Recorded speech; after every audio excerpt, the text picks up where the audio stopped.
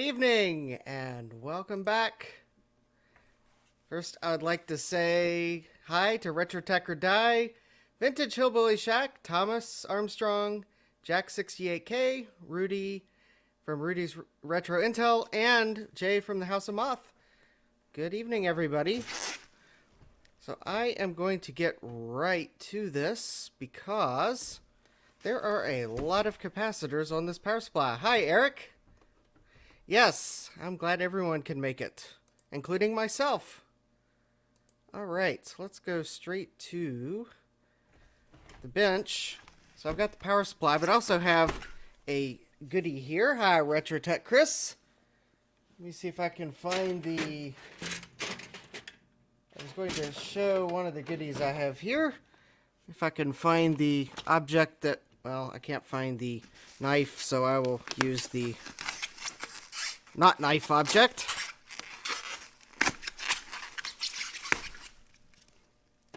I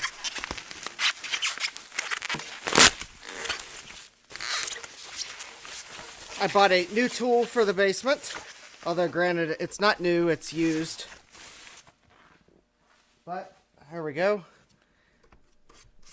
And at the moment, well, I have it. It's a it's a used Hakko FM202. So I just need to get all the other parts for it. So, yay.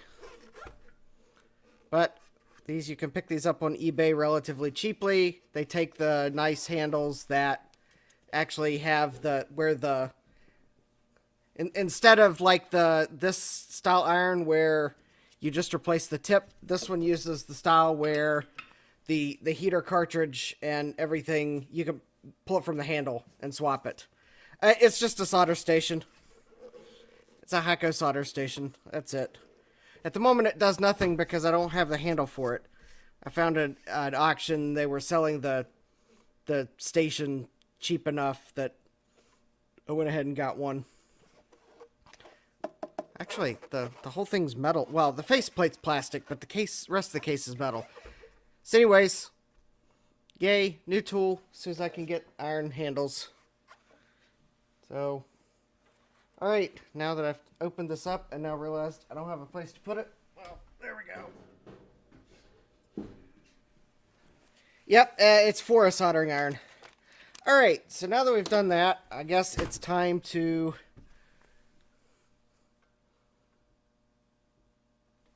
start taking this power supply apart for recapping. No, Retro Techie, you haven't won the pies yet. You were the winner of the last channel prize. Which, has it been delivered yet? I would like everyone to know that if it has been delivered yet or not. I haven't had a chance to track the number. So, alright. Now, I have not used this power supply for a while, so I hopefully will not zap myself on capacitors.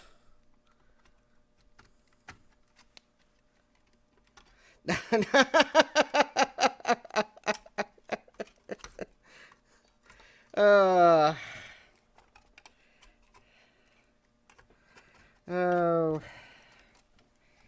Retro Techie, is there anything that you don't want?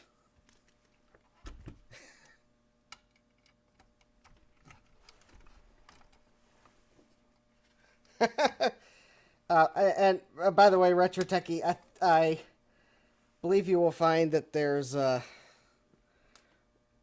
probably will be more than 4 people enter for the pies when it's all said and done. I have a... okay, well, actually, that's good, Retro Techie, because if I did have an EMAC to give away as a channel prize, it would probably have to be US only, just due to the size and weight of it. This is the Aztec power supply, which means that I could not buy a cap kit from Console 5.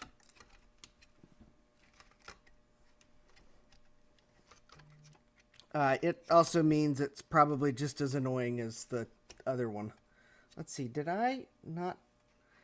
I'm trying to remember how many screws I put back in to hold this together temporarily. Oh, that's right. I do need to loosen these. Ah, that's right! You did get a pie from Eric's Edge. Yes, I will, I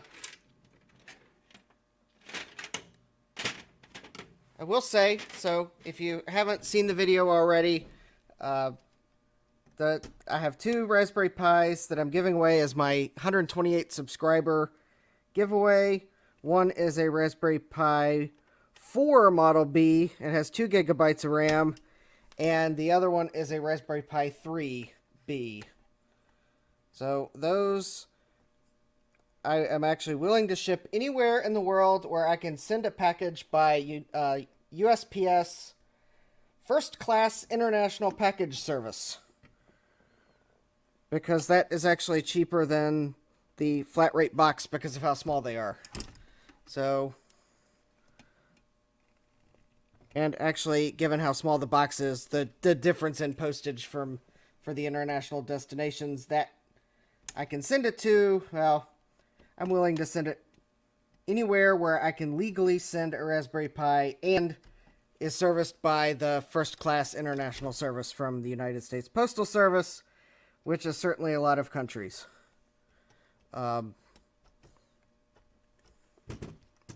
So, do check that out. Oh, wow, that is a very generous giveaway, Retro Techie. So go subscribe so that Retro Techie will hit 200 subscribers and he'll show his face for like 5 seconds on a stream or something like that. That way we'll all, that's just such a generous, yeah, USPS is slow everywhere, I think. I don't know how long that the USPS had Retro Techie's package before it actually went through customs and made its way into Canada. We've seen his ear. Yeah.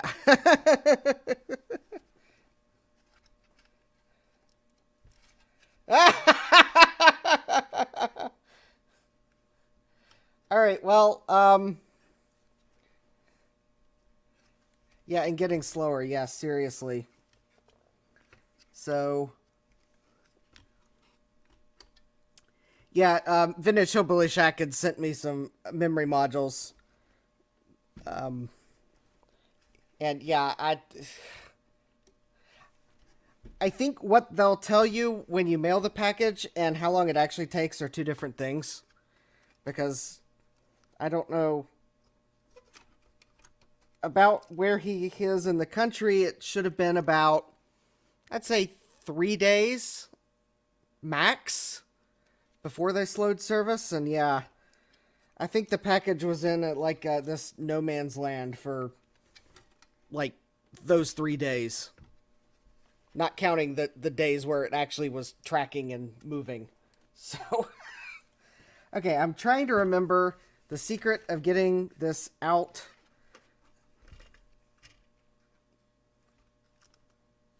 If I know there are 3 screws. Okay, Retro Techie, you did get it, didn't you? Yeah, that actually did cost me that much to send. And you're welcome. It took me so long to mail it. I decided I would was not going to enforce the part of the rules where I said that I would go up to $30 in shipping. So that you can accept that as a little extra bonus for the subscriber giveaway. Yeah. Yes, do smash the like button. I am trying not to smash the power supply. Something... Oh, there we go.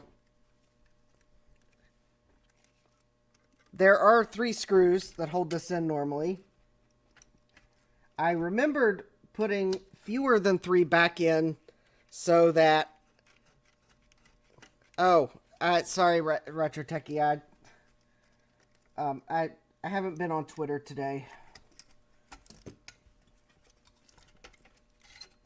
I was beating my head against my desk in the lab all day.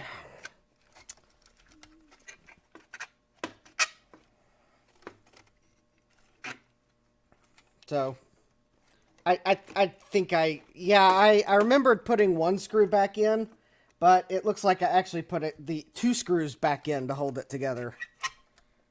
And now I get to try to finagle. It's like the most awkwardly shaped board. Aztec obviously did not design these to be disassembled.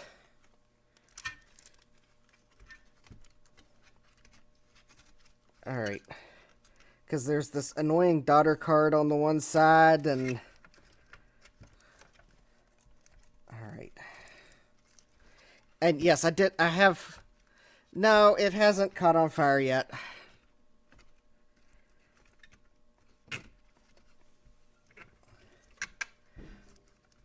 Oh, the funny thing is, I did have this out once. And I remember it was a pain to get out, and then I put it back together to make it a little safer to use. Oh, there we go. Knowing that I would have just as much fun taking it apart again. There we go. I got it apart. Huh. One of the screw terminals is slightly rusted. Alright. So let me take this screw and set it to the side so that I don't lose it. Cue knocking it off the yet no user serviceable parts inside. I'm convinced that they mark it with that just so they can make it really hard to take apart. Alright, so tonight I will be using my Amtech Flux, and because I want to feel like I'm part of the cool kids club, I'm going to just modify it here real quick. So I am using Flux that's marked with an 88 on it just because I want to feel like I'm in the cool kids club. All right. We'll talk to you later, Retro Techie. So, no, this is my Amtech VS 213A or something like that. Anyways, I've ordered some of the Cool Kids Club Flux, so I'll have that at some point. I'm just using... Yeah, I ordered one because I have this Flux, and... So, anyways, I am doing myself a favor here. I am trying to just put a dot on all the caps that are in here because I'm going to remove and desolder them gradually because I don't know that there's a... I don't think there's a capacitor... There's not a picture I can refer back to. So I just wanted to mark those. All right. So I just have my Amtech Flux. It's Tacky Flux. The V3. From my impression of looking on their website, the V3 formula I think is supposed to replace the V2 or at least they're intending it to replace the V2, the ASM, and this 213 stuff that I use. It looks like it's kind of, seemingly from their marketing description, it seems like it's their one flux to rule them all. But we'll see. All right. So the other thing I need are the capacitors.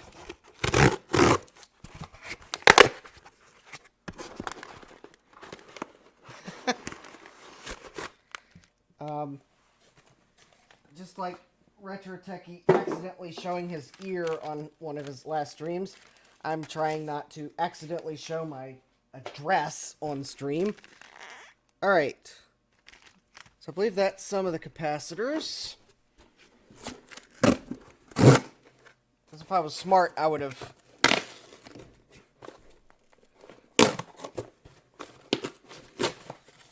marked my address out of the box before the stream. Alright, so there's packing lists. And I think these are the rest of the capacitors for the... Yeah, because those are... Okay.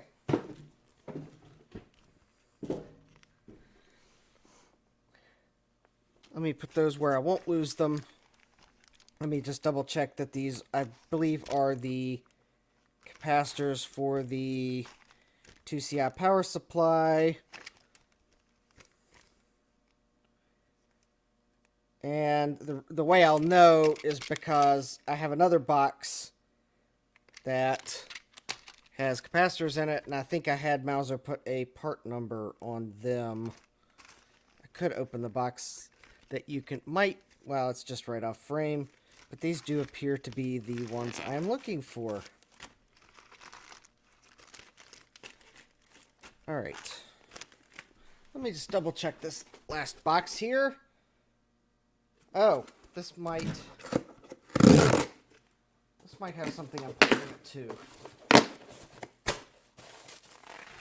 Let me just double check it.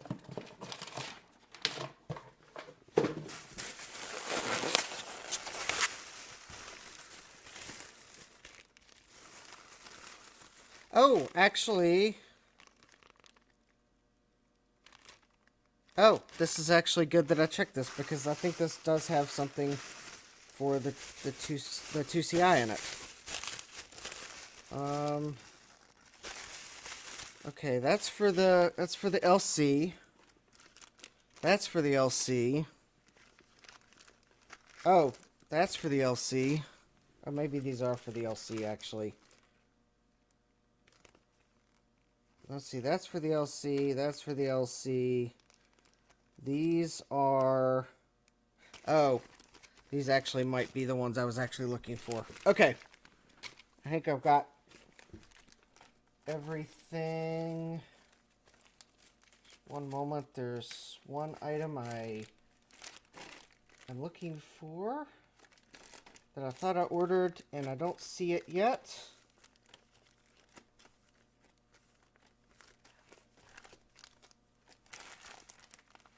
Is that it? Nope.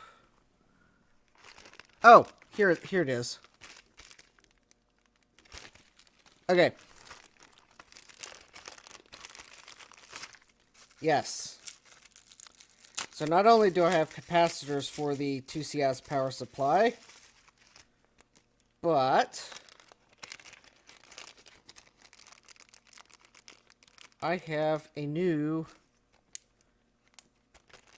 terminal for the fan. And the reason why I'm doing that is I will try to show you. I just wanted to make sure I had it because I remembered. So anyways, the 2CI's power supply had a crummy fan in it. So I decided to replace it with a nice Noctua fan because they last a long time. It has a 3-prong pin, but it's a 12 volt. This is a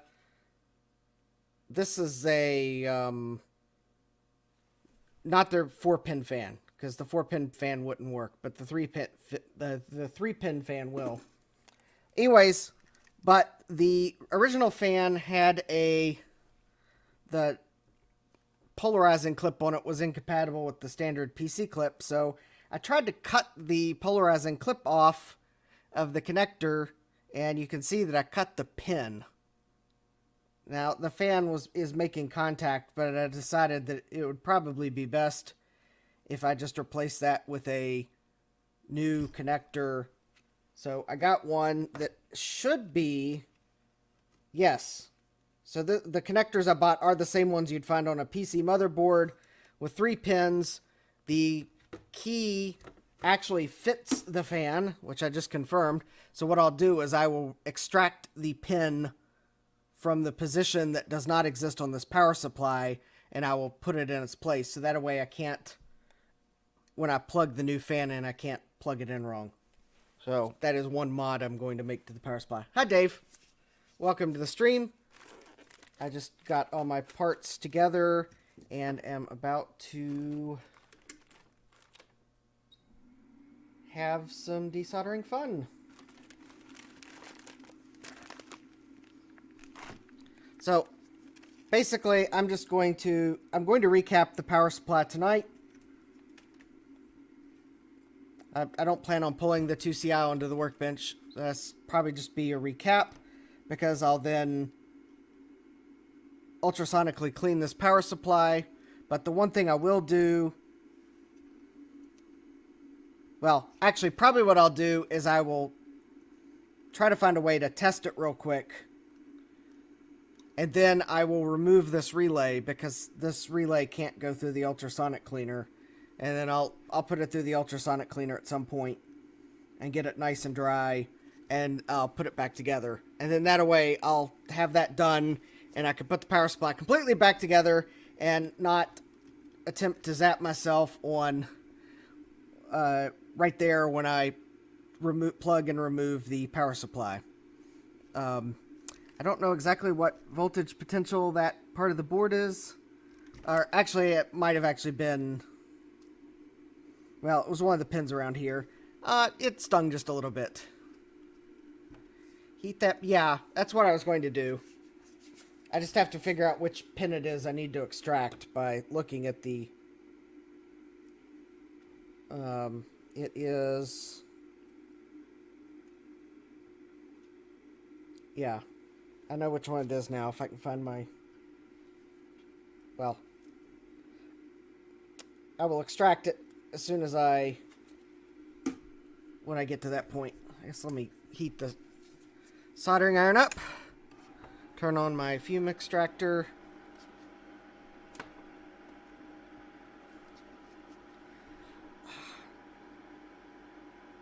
I hope the transformer's okay.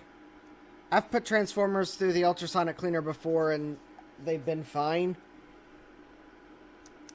Because, yeah, there's 2 transformers on this board. Well, the worst that can happen is it gets really angry after I ultrasonically clean it. Ah, there's one more cap I need to remove. So I am going to start with... I think I will start with this cute little cap down here in the corner. But, see, that is a 25 volt, 10 microfarad. So let me find that. Because what I'll do is I'll replace all of that size at the same time. Let's see.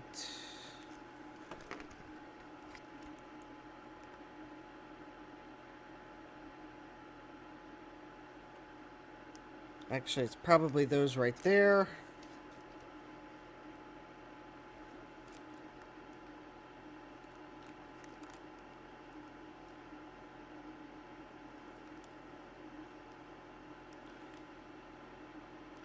But I can't tell from the product label, from the label on the Mauser bag. So let me see if I can read the writing on the cap real quick.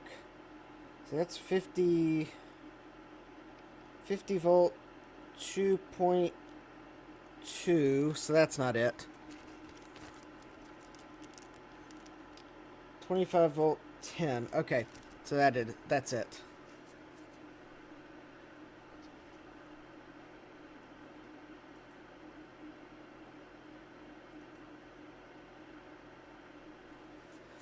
Well, maybe I will remove them too.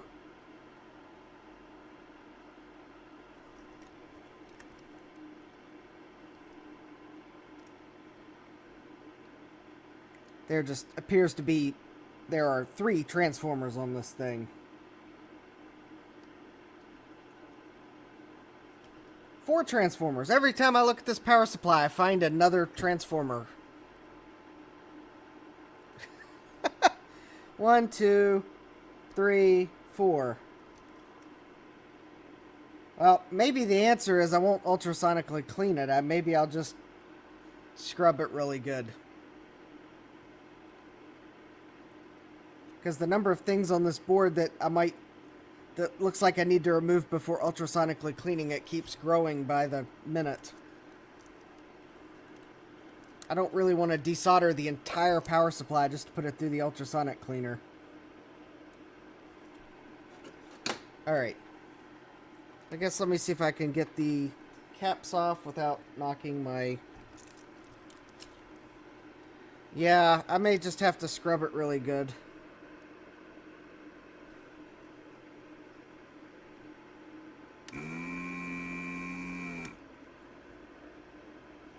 So, yep.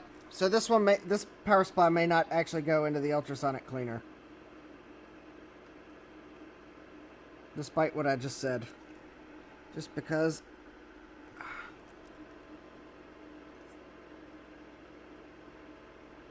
Just because of everything I'd have to remove to do it. Alright.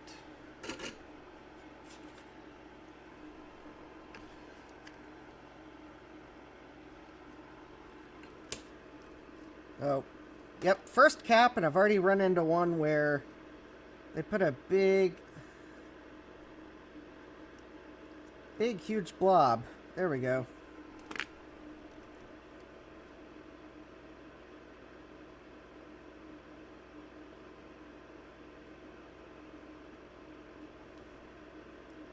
There we go. Now I can...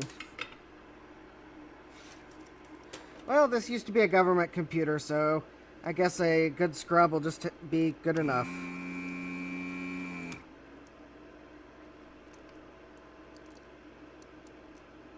Well.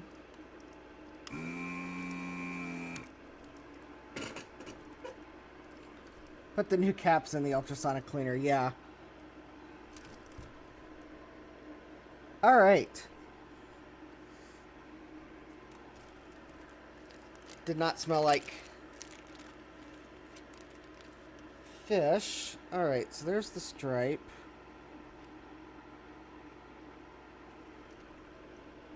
So this is C35. Alright. And I think because I bought 3 of these caps, I usually, when I buy parts that are more than I really want to pay, and I'm not sure how many I'll recap, I just usually buy one extra. So, I have 3, so that probably means there's another one of those caps hiding somewhere on the board. Probably in a really hard to see spot. Let's see here.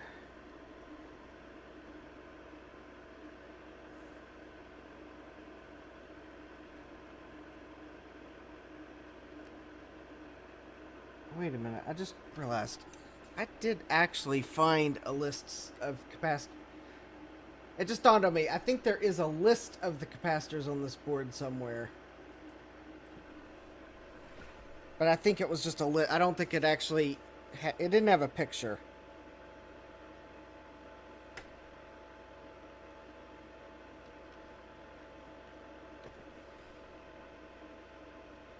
So let me pull that up.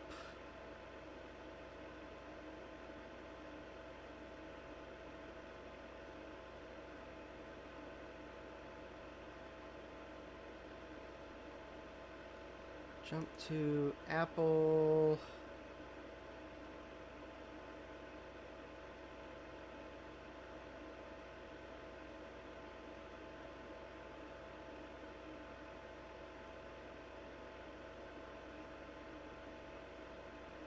Ah, I've been to this website before. I bet it does.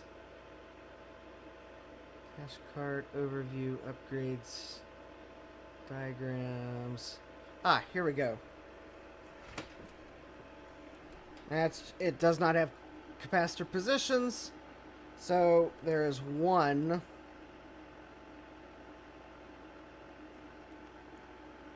10 volt, 10 microfarad, 25 volt. Okay, maybe that is the only one. All right.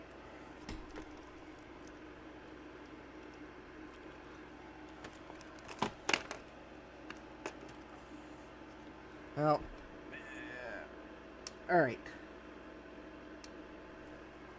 So basically, I'm just going to kind of go in some order that seems right.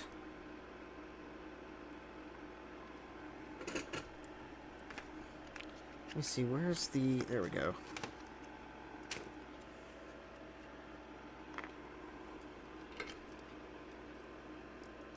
So I'll get these big capacitors. So I'm just going to kind of work from left to right on the board. That seems to make sense to me.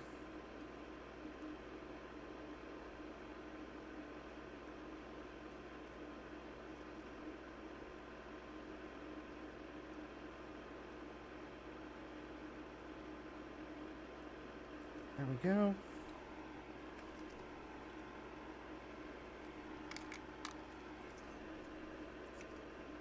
And these pins, they bent the pins, both pins over and then soldered. So, let's see.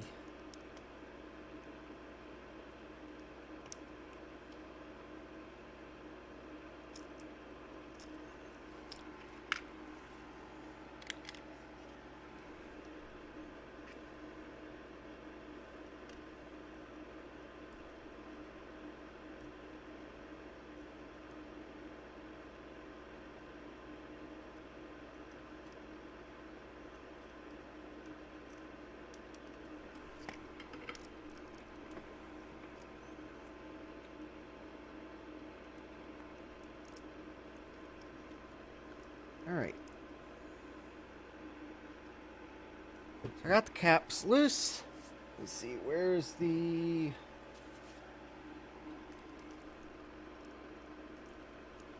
Oh, those are some pretty beefy leaves. Let me see if I can find my needle nose. Oh. Buried under stuff. Let's see here.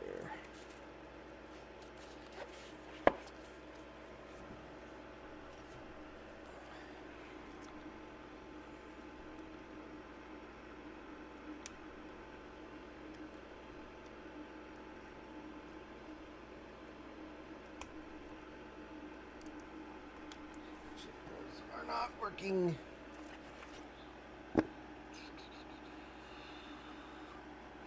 There we go.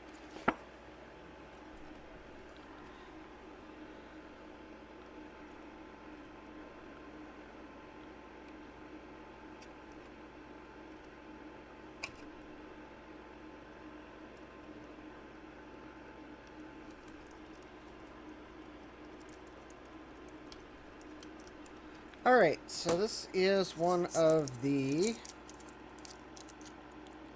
470 microfarad 200 volt ones.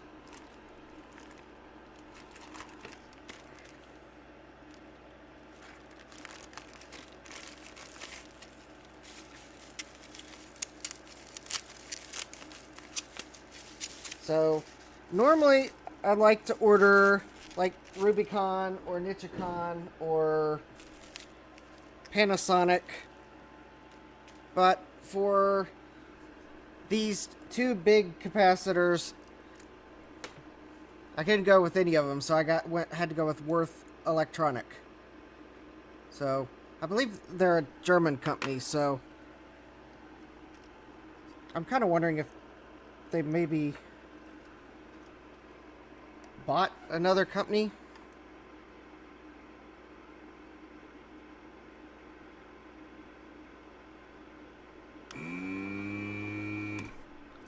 Oh, that pin. Okay, they're too big to desolder. Anyways, so I'll have two big red capacitors in the power supply. Well, I guess for most of the time you won't see them. All right, well, see you later, RetroTech or Die.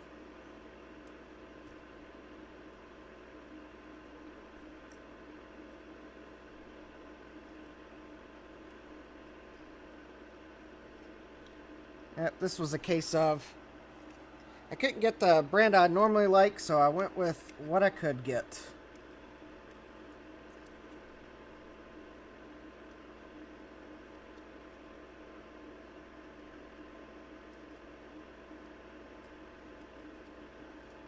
I mean, I've used them before. So they're probably fine. They're just not my preferred vendor.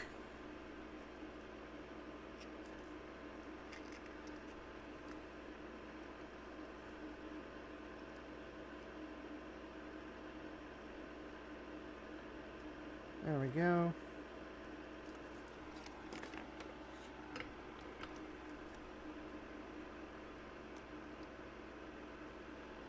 That's it. See if I can bend the... There we go. Bend the legs in a little bit. So those are... Just double check those are the right ones. Yep, 470, 200. All right.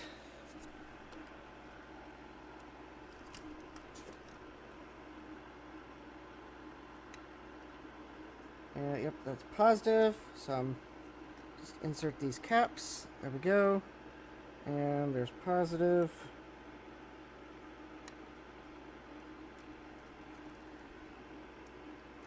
All right, got those in. Actually,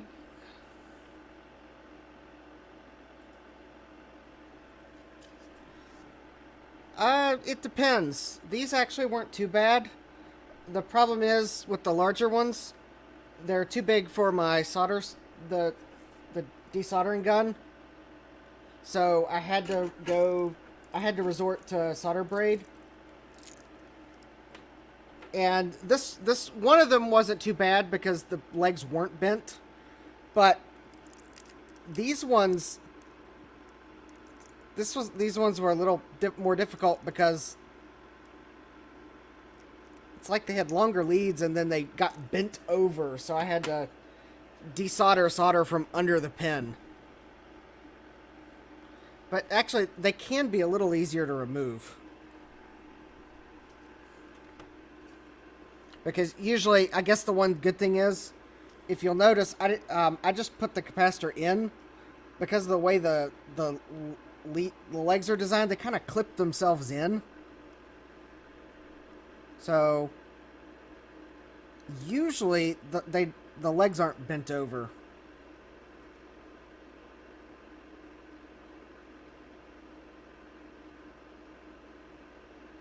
So yeah, maybe I do find them a little easier to remove.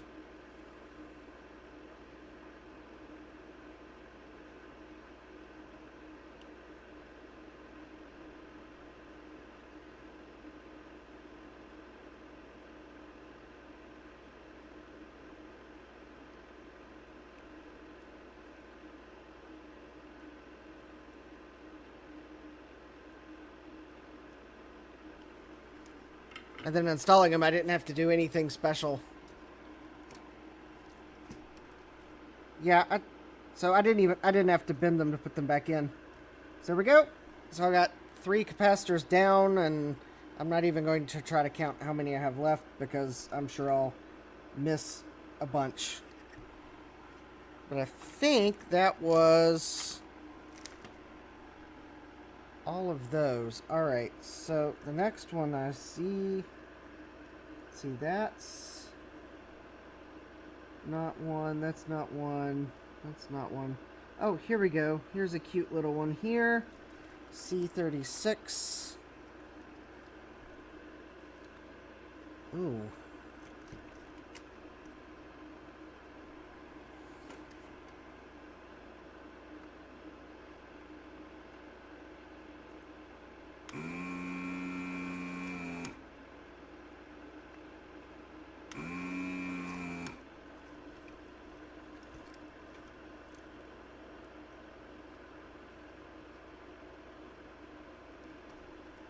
All right, and this is a 50 volt 10 microfarad. Let's see. 50 volt 10 microfarad. And there are... there's one of those. I think this one is a Panasonic.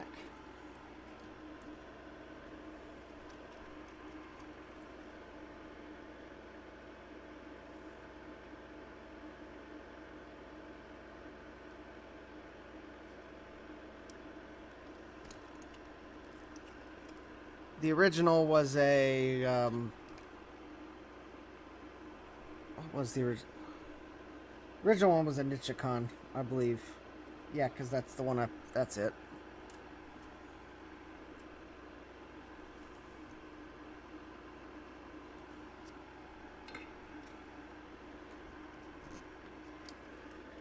Yep, just take it slow.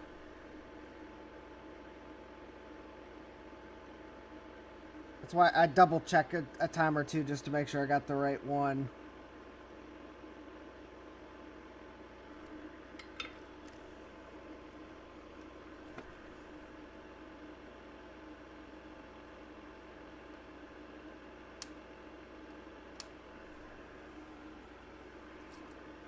Actually, I'm going to need to put these.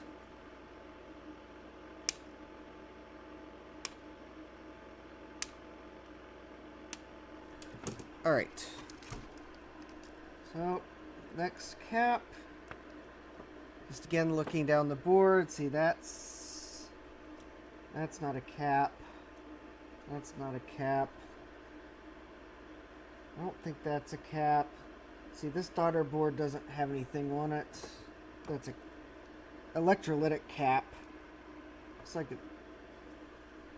Alright, so I guess the next one is here C17. Yep, and let's see, C17 is these two leads right here.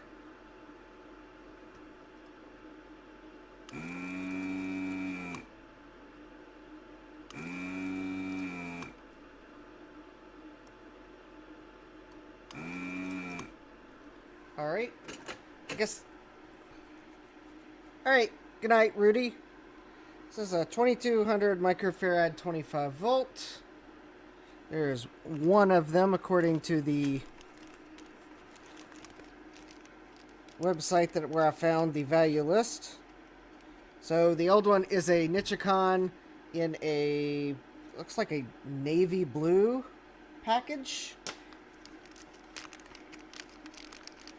And the best one I could find, it is slightly taller than the old one.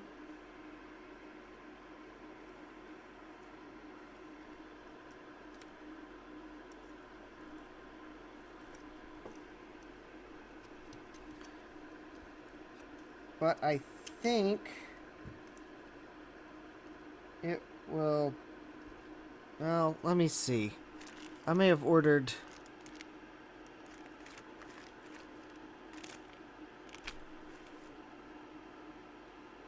okay. It is like just short enough. That's 16 volt. These are, okay. Alright, we'll go with it.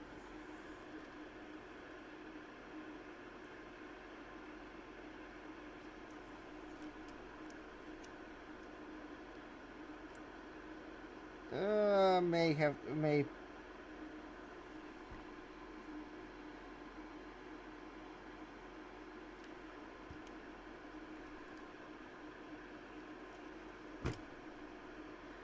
I might put some heat shrink on that cap just because of how close it's going to be to that transformer. Because this, I believe, was the shortest cap I could find that met the requirements.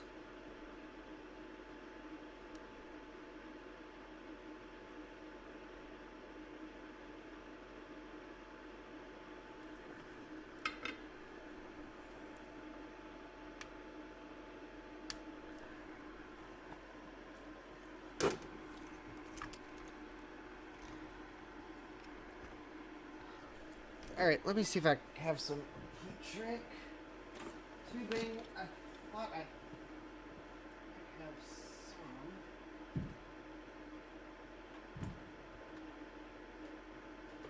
It's the oxide.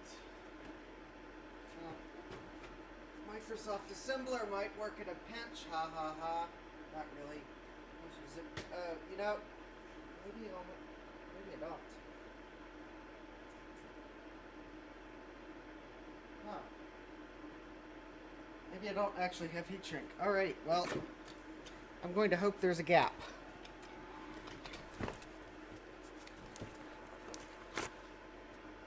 Well, Zodium, if my power supply recap fails, then maybe my next subscriber giveaway will be a slightly used Macintosh IIci without power supply. No video. But it bongs! Yeah, this is like my least favorite of the Macintosh power supply designs yet. It's like...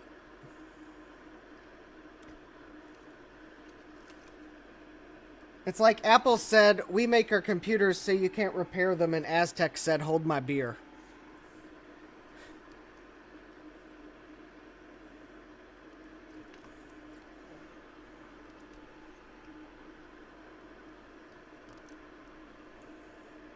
Okay, that's not a cap. Finally, let's see here. Oh, maybe that's all the caps on this board. That would be surprising. Alright, let me double check. So, got that one there. That's a cap. Did that one. Got that cap. Got those two. Got that one.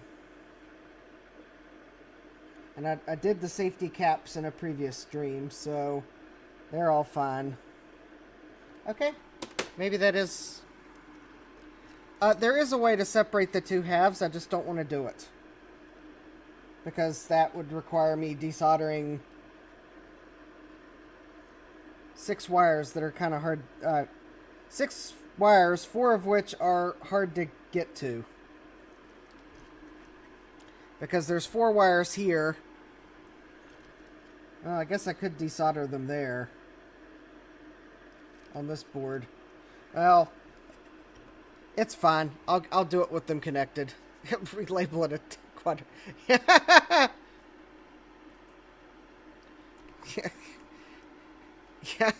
Yeah. Hey Steve, I have this prototype Quadra A40AV. Can you get it to work? Yeah, I know the processor says 030, but I'm pretty sure it's a Quadra A40AV prototype. It's an early prototype.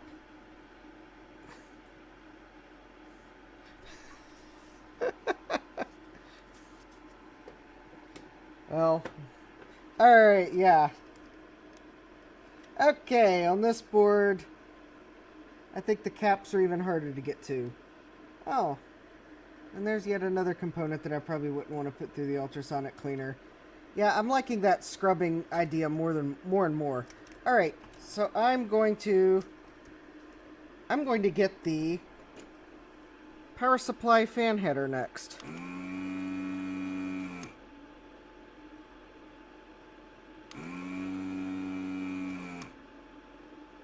Ugh.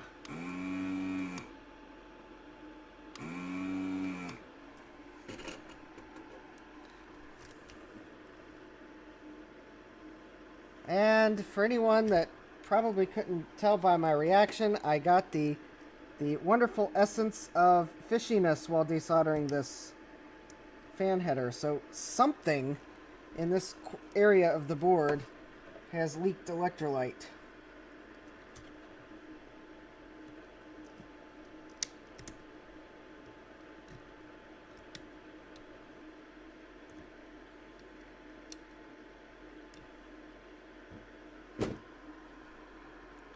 Alright, so the reason I'm doing this, for those of you that missed, the old fan had the key on the old fan was such that I couldn't plug in the new fan without clipping the key, and I clipped the one of the pins short by accident while clipping the key. So I am installing this brand new fan header.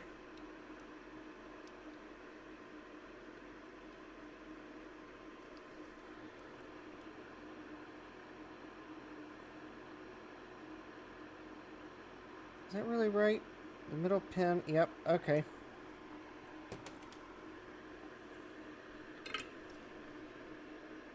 And I just need to modify the header carefully.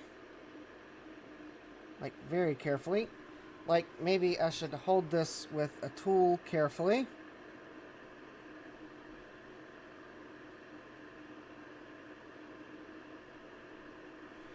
There we go.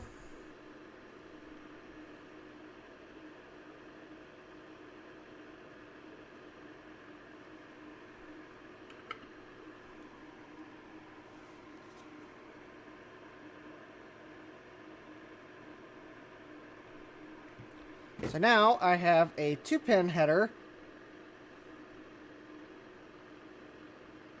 for the fan. So looking at the wires on the Noctua fan, the colors under the nice lovely shroud are black, red, yellow. So black is going to be negative, red's going to be positive, and yellow would be the fan speed sensor. Yeah, I should have probably not done it that over the power supply like that, but well. Alright. So it might seem a little awkward to plug the fan in, but it'll be fine. Because you'll probably notice the new key is there, but it'll be fun. I'll still be able to plug the fan in. But it'll actually be easier to plug the fan in because I won't be trying to guess which way the fan plugs in.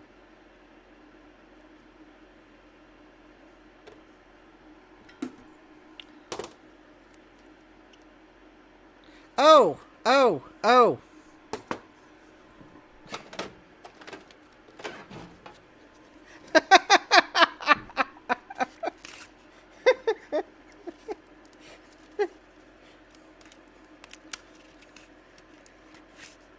Yes, an hour ago, me carries this downstairs. Not a sponsor. Great for classrooms. That brings back memory of Elmer's glue.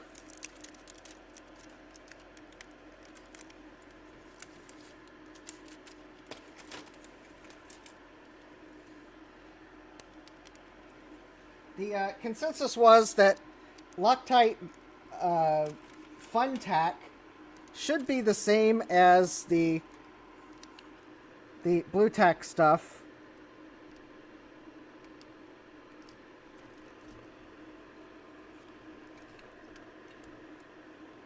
It's just a matter of me remembering that, yes, I added that to my Amazon Subscribe and Save subscription just in time for it to ship to me. And I carried it downstairs tonight. There we go. Beautiful. It's... wow.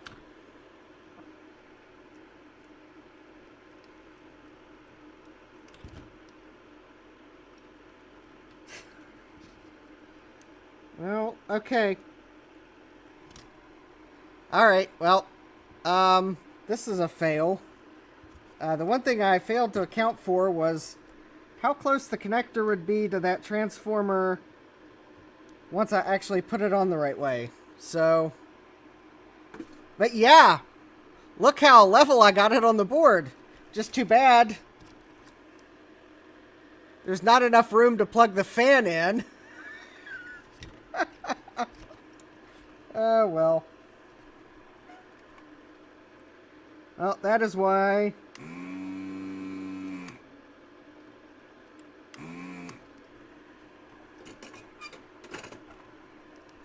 that is why I had a backup plan.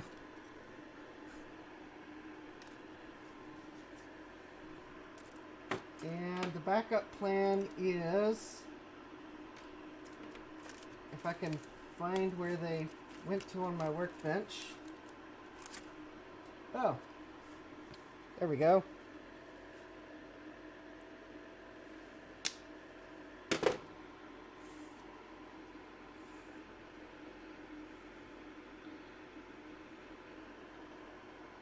Just a standard pin header.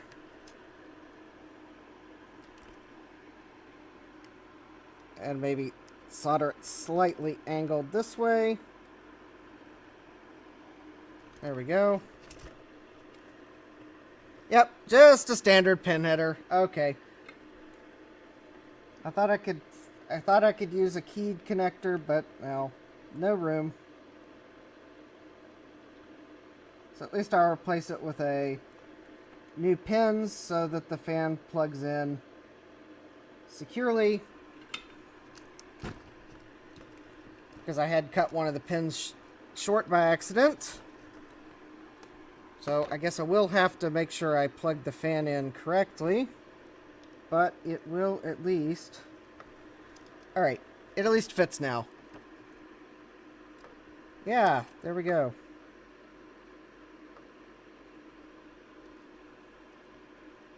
Maybe what I'll do is I'll mark the board...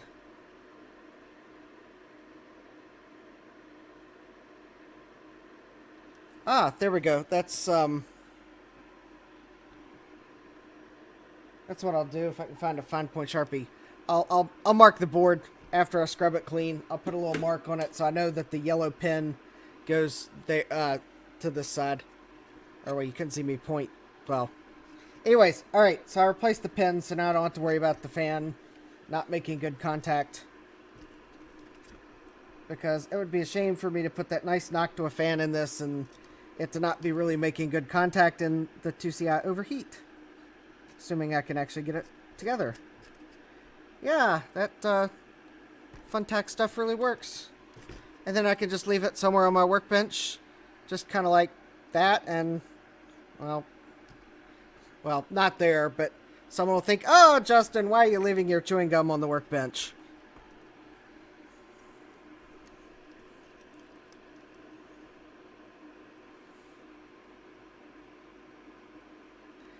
Yes, yes. Yes, you really should. Because you never know when someone might see that you have a Ko-Fi goal and go to the link in the video description or the link on screen and say, hey, I would like to help you fix those vintage computers and send you a couple dollars.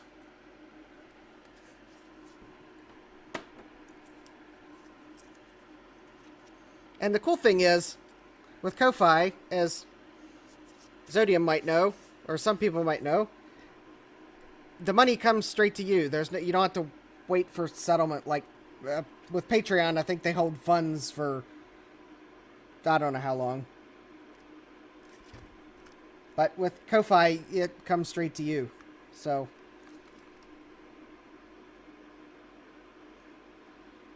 anyways, I think I'm going to change the name of my goal, though, because I think my $200 goal, it's turning into parts for April and May projects. Which, I guess, speaking of that, you know, I actually... Yes, Adam was the first one to donate here. And I believe Adam was the second person to donate here, too. So yes, for as little as $1 a month, or you can even send me a one-time tip. You too can help the channel grow. I know Adam's gifts have, and also the other gifts I got. Joe gave me a gift. I was able to get a Bluetooth dongle for my headphones, so when I have guests, I can use my wireless headphones. Yes. And in fact, they even helped me sort of start to, yeah, parts to repair projects that's, hey, there we go. Parts to repair projects that's, actually, I like that. In fact, actually, so I can give Vintage Hillbilly Shack credit while I do something here real quick. Because the other cool thing is, if my computer will cooperate.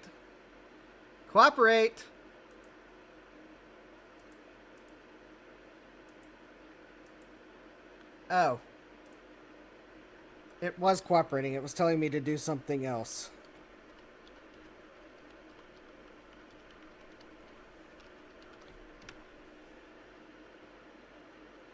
There we go.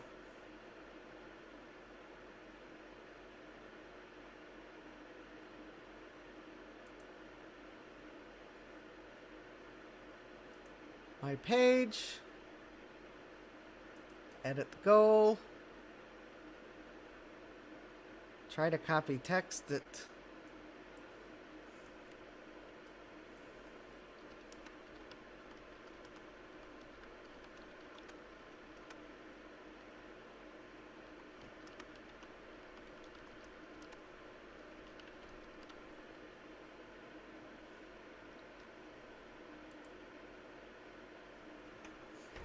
All right.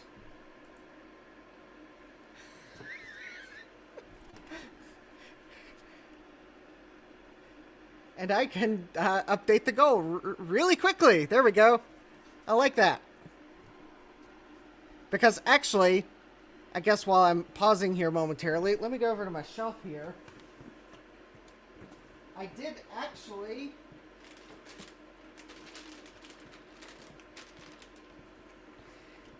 get something else for...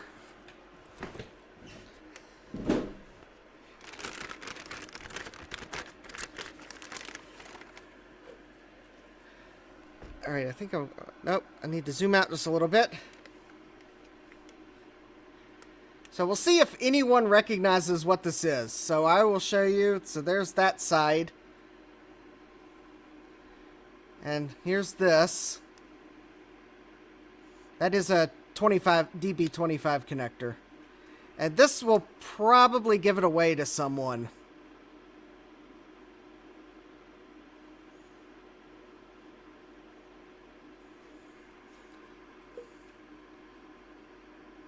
So make your guesses in the live chat as to what that is, and we'll see if anyone can guess guess what that is.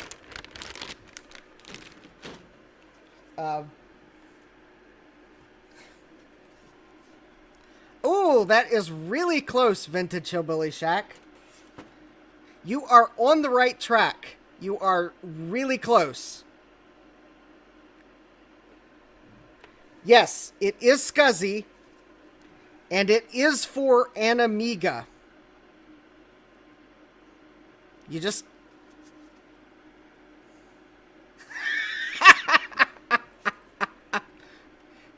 You just have to guess a slightly different Amiga model. But yes, that would be... That is the Zorro Edge connector. Ooh, I might have just given it away.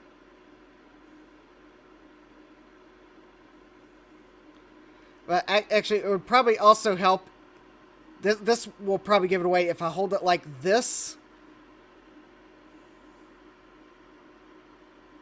But yeah, you're close. It is not for an Amiga 500 though. Nope, not for an Amiga 2000.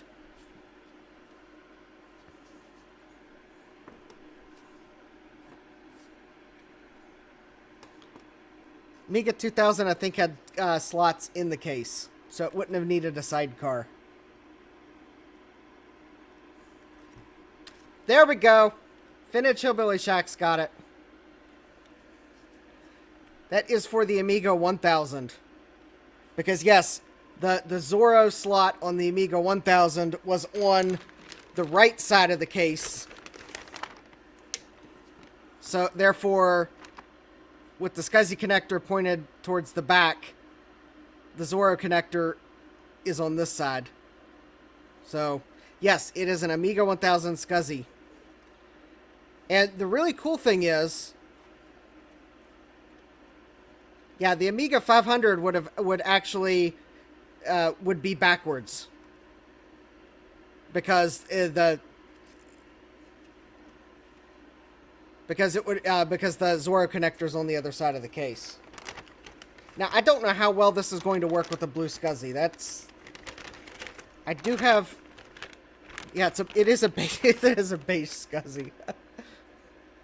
I actually am kind of hoping that the blue SCSI's small enough that I might be able to fit one in there.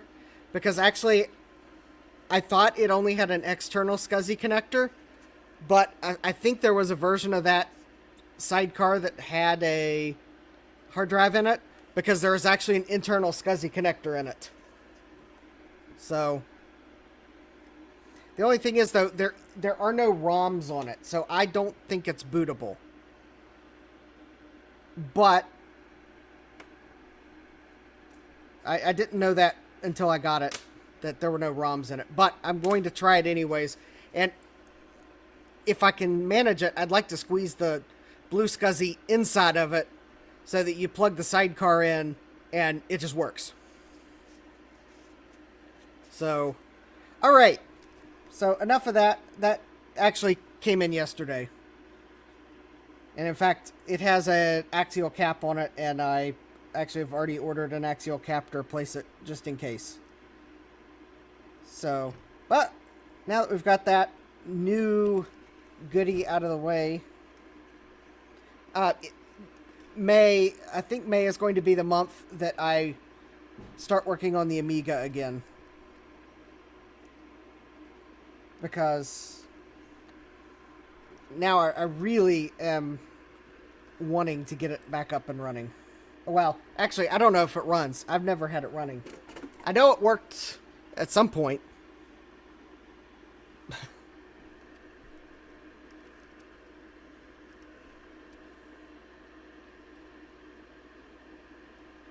So,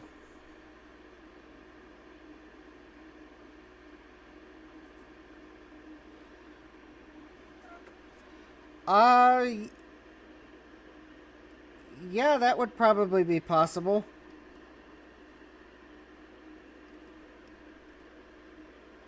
Because as far as I know, the actual connector on the Amiga 1000 and the Amiga 500 are the same. They're just on opposite sides of the board.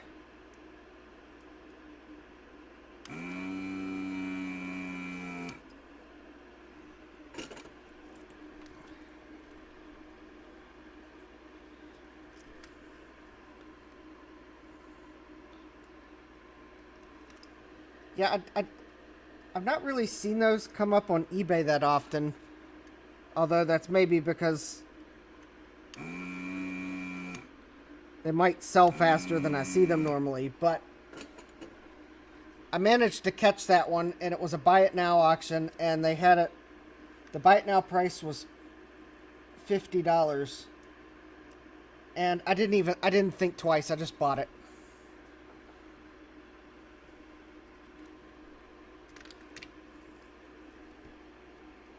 Actually, the ROMs that aren't on it are like the SCSI ROMs that I thought might be needed to boot it, but maybe Amiga's different.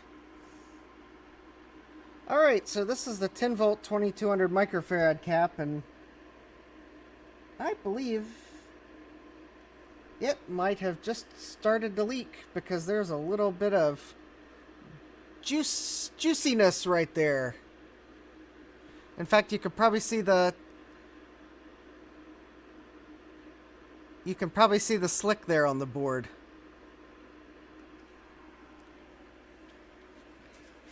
Yeah, actually, one thing I would like to do with the Amiga 1000, maybe, I haven't decided if I really want to do it or not, is I would like to put the Kickstart ROM on it. Or in it. Although, I kind of like the idea of being able to use different versions of Kickstart, but then again, I also realized that most everything I'd want to run was probably geared for Kickstart 1.3, so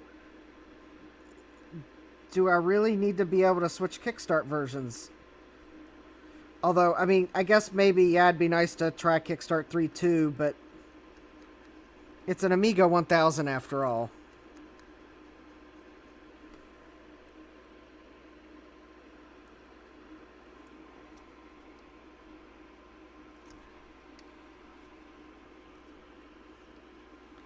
And I know there is a board that is out there. 16 volt, that's 10 volt. But for some reason, I don't think that board will fit my Amiga. The one that lets you install a Kickstart. 16 volt 1000. Or there's some reason.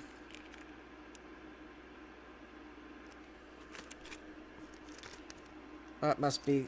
I think so this was a 10 volt 2200 microfarad, but it looks like I had to go up to 16 volt because I couldn't get the 10 volt.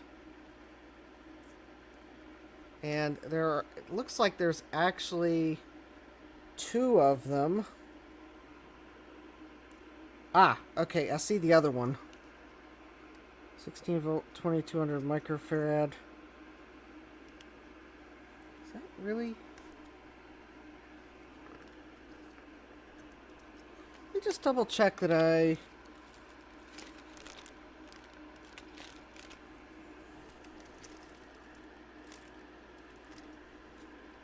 Yep, okay. That must be the case. Alright. So the other one is actually right. I'm going to go ahead and replace them both at the same time. There we go. I think that one is... Yeah, alright. Here's its pins. It's the cap right by the screw hole here.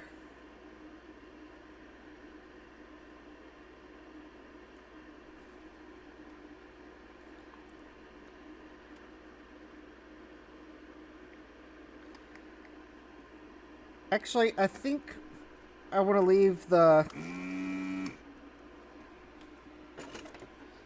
I'm actually not inclined to try to upgrade the processor speed on this Amiga.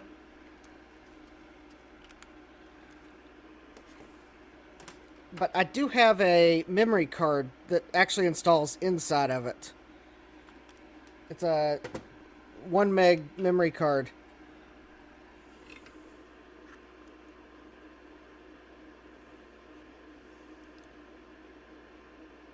And for some reason I was thinking that when I looked at things, there's some sort of an interference issue I'd run into with trying to install this memory card and the ROM adapter that I've seen online. Or actually... Oh, actually, or the ROM adapter I've seen online is actually for the later revision motherboard. So I don't have... The ROM sockets aren't in the right place on my board. Because some of those adapters are... Alright, we'll see you later, Eric.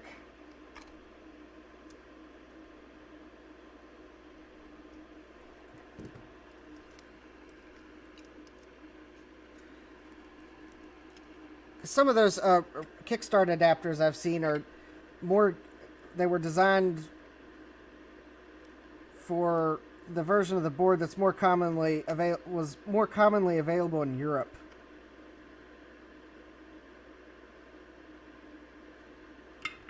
And the one I have is the first.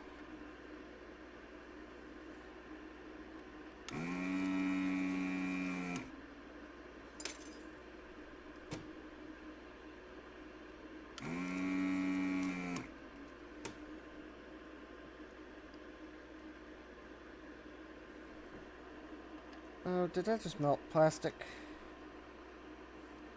Smells like I did.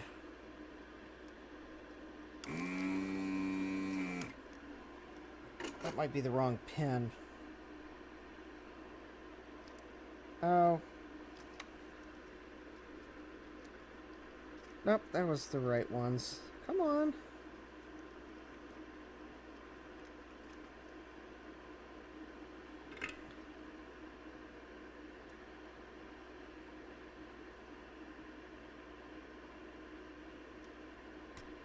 Yeah, I'll probably have to go back and check what that was.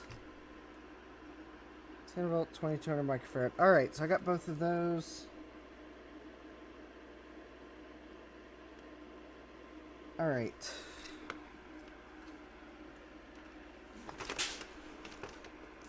Oh. Oh, that. It's not fixed yet, Bruce.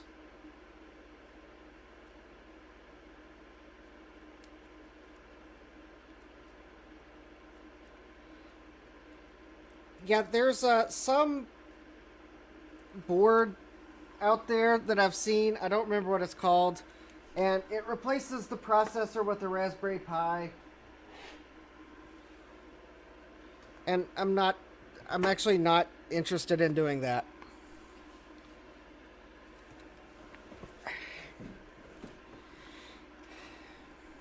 It's just like one of those upgrades that does not excite me. I'd just rather use the actual 68,000 processor.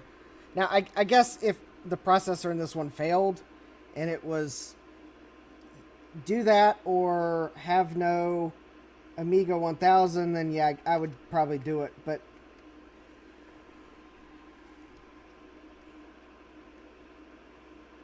if I can still get a 68,000 processor, which I think they're, well, still possible to get. Maybe not new, but they're still possible to get. If anything happened to the 68,000 processor, I'm just going to replace the 68,000 with another 68,000. Or I mean, I might consider it 68010. Although I think they're not. I think there's some drawbacks to using that, but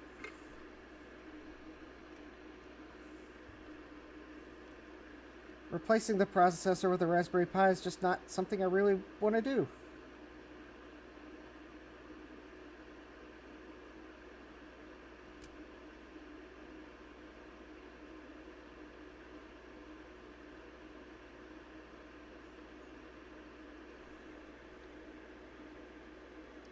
In fact, it almost seems like cheating to me, so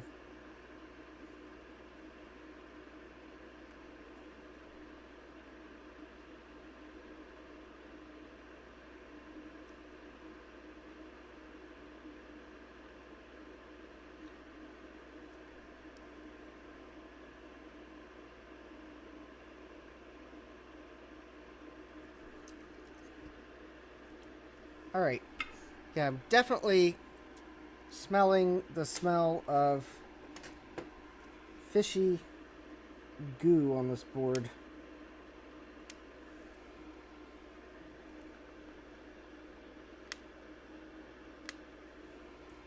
Which means I'm just going to have to scrub it really well when I get done. Alright, so I got those two capacitors.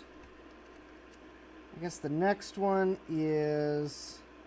I guess I'll get this one here by the power connector. Let me get the power connector out of harm's way. I do have an RGB to HDMI to put in the Amiga 1000. So it goes... so you remove the Denise chip from the socket and then put the Denise chip in the socket that's on the board, the RGB to HDMI board. So I've got that.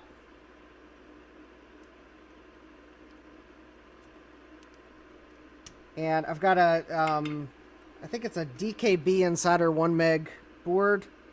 So that you pull the 68,000 processor out of its socket and put the board in between the processor and the motherboard. And then I do actually have an original Kickstart 1.3 ROM, although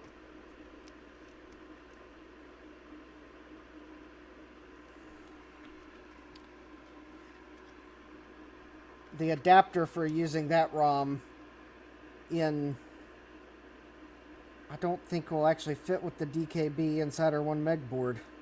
That might be the problem. So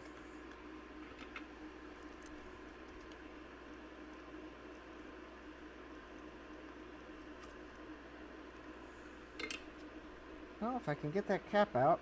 Oh, is it glued? Is there glue on it?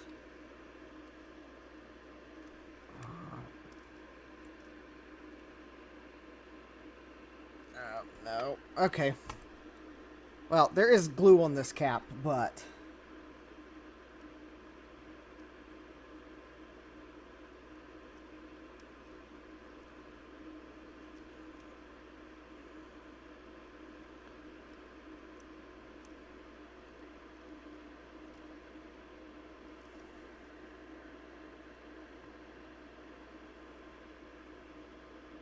Hi. Come on.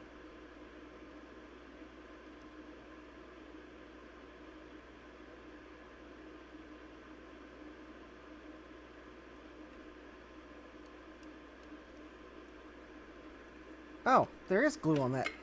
After all, no wonder I had so much trouble removing it.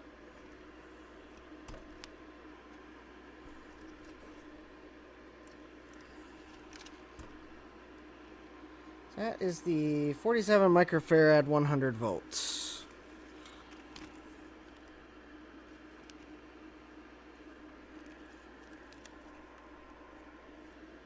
.47 microfarad 100 volts. Come on.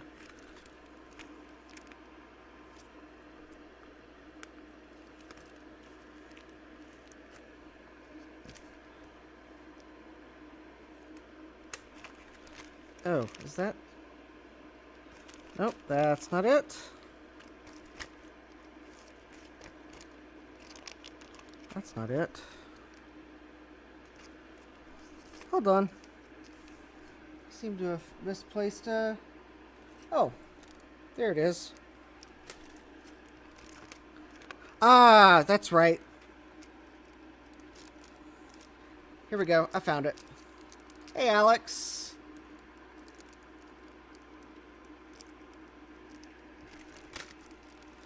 So I ordered two different 47 microfarad 100 volt caps. I don't remember why.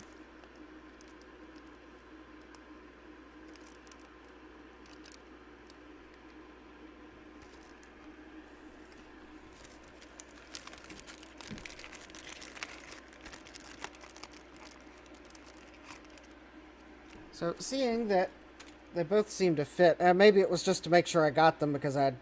Oh, that's right.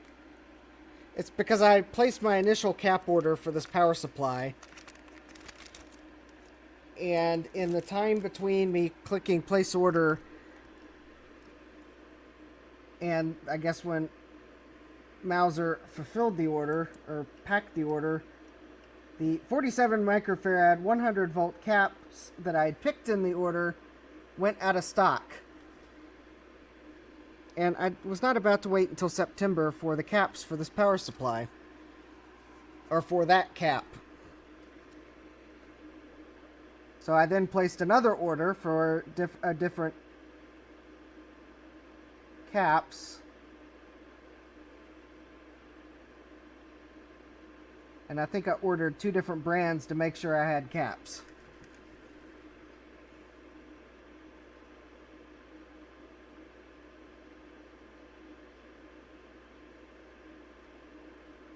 The one I'm using now is a Nichicon, and it's, I think if I'd look, they might have been low on stock, and I just wanted to, they were the ones I preferred, but then I ordered ones that had plenty in stock, but weren't the ones I really wanted to use. So I think that's why I had two different ones. Alright, so I got that cap. So let me kind of...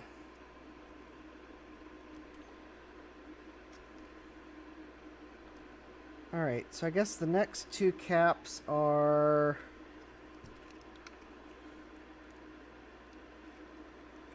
There's...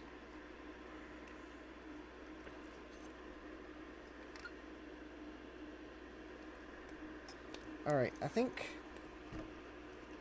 these two pins are one of them.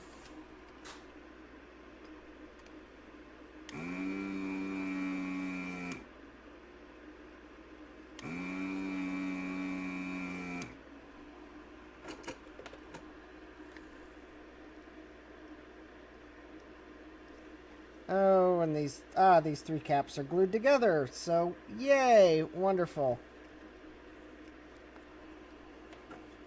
So it's pretty much going to be a remove all three of them at the same time, I think.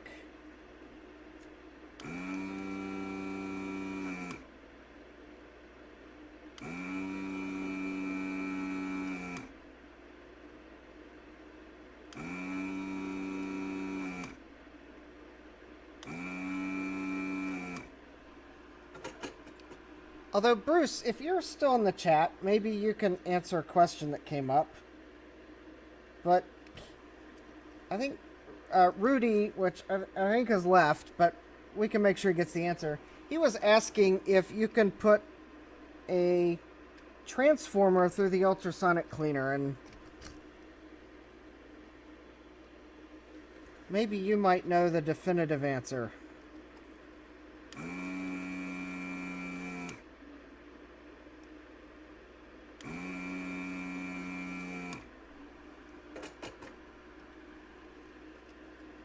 Yeah, it might be time for the scalpel.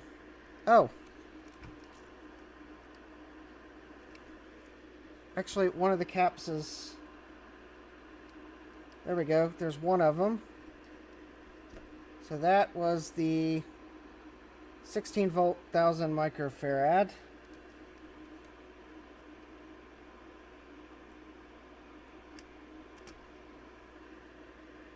Ooh.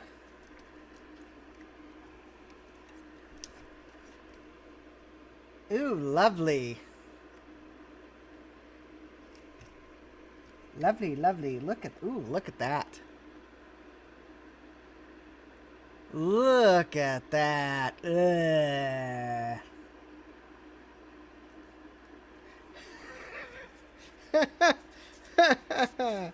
Ew. Or as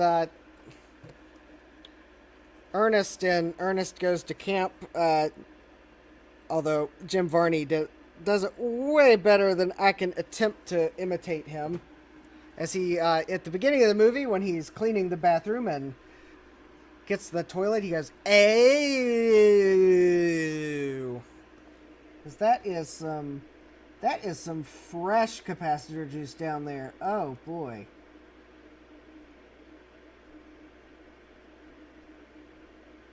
And some stale, dried-on, crusty cap juice, too.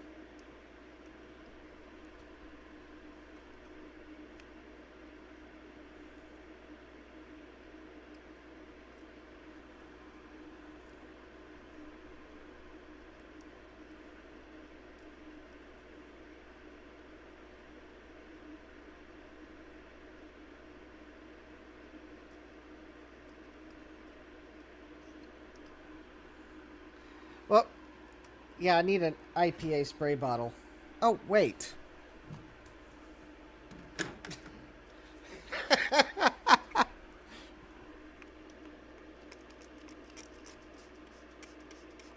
I have an IPA spray bottle.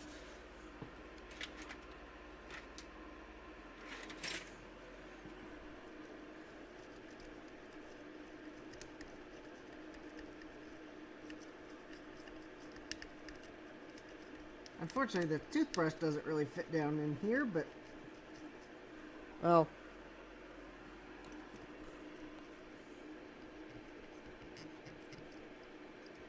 Maybe... yeah, no, it's someone cooking fish. Yeah, that's what it was smelling like, removing some of these caps. Maybe someone could do me a favor and... tag Bruce in the chat of asking if you could put a transformer in the ultrasonic cleaner. Or inevitably, everyone will do it. Or no one. Because Bruce might be in a meeting or something, so maybe if he sees that we've asked him a question in the chat, maybe he will respond when he gets a moment.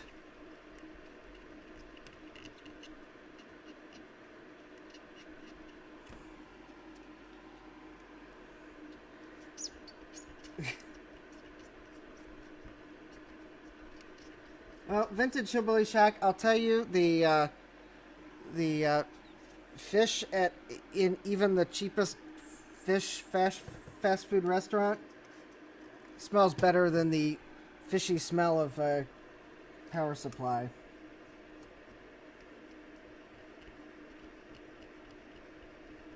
Just go on eating your Funyuns and drink root beer and don't even think about fish.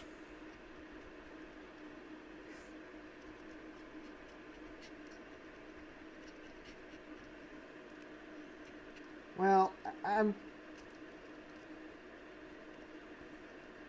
because I'm not going to put this through the ultrasonic cleaner, I just wanted to try to get as much of that capacitor juice up before I actually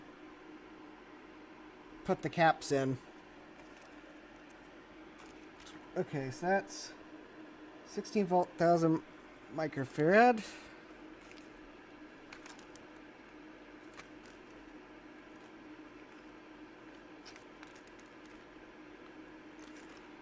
Because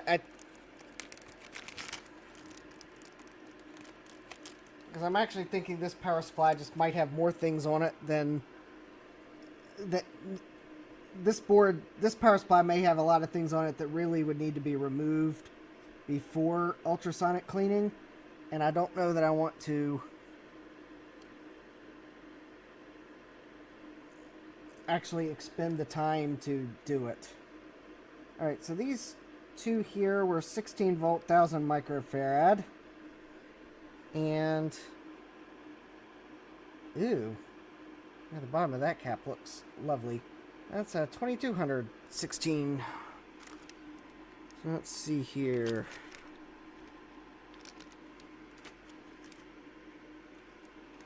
Ooh. 2216. Oh!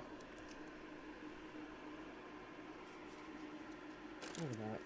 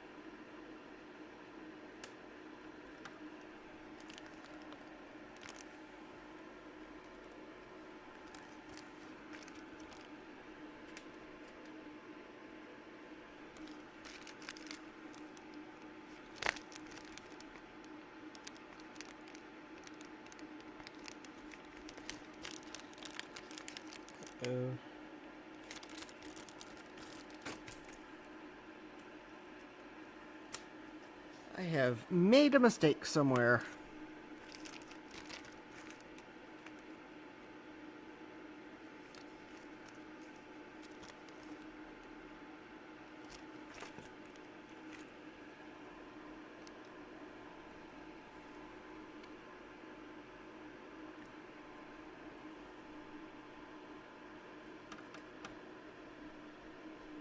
Oh.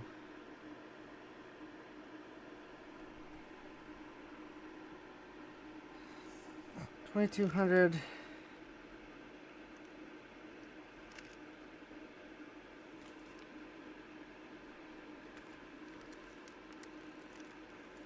Hold on, I'm trying to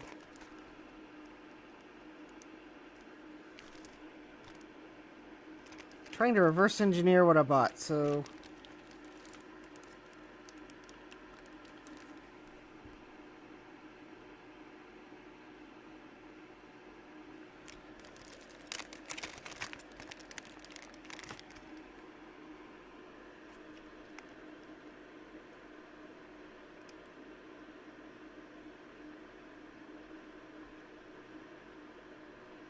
I really do.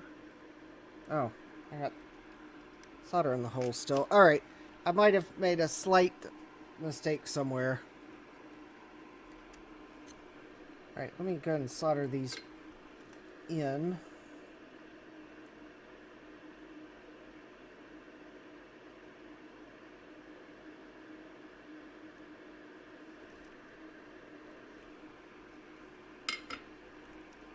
No.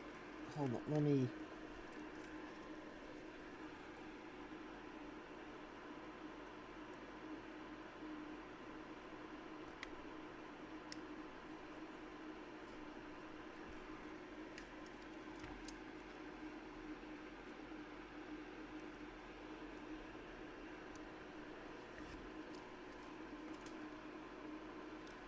Okay. Maybe that's... Because that was a 2200... Basically, I've got...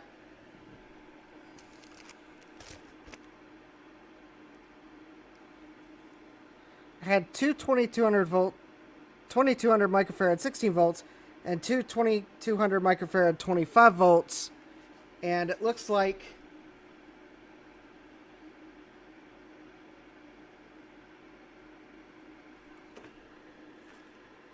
I should have bought 10 volts and 25 volts.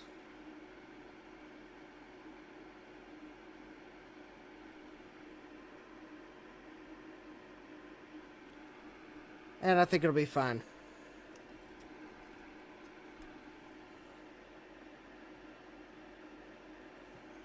Alright.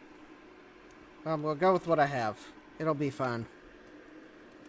It'll be better than leaky, fish-smelling capacitors.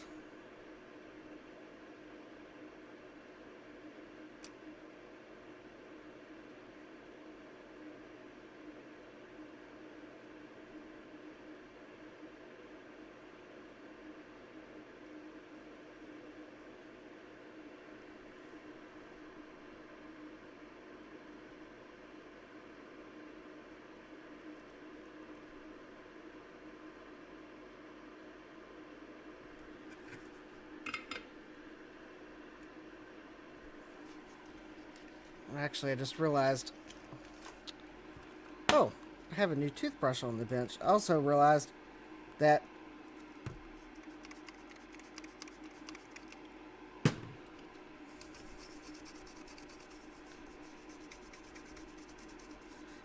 the underside of this board needs scrubbed. I'm having trouble soldering. I might have to add some flux. But I think there's electrolyte residue on this side of the board.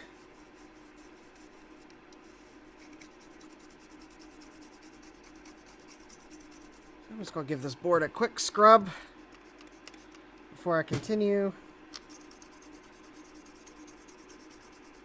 Try to clean some of that electrolyte up.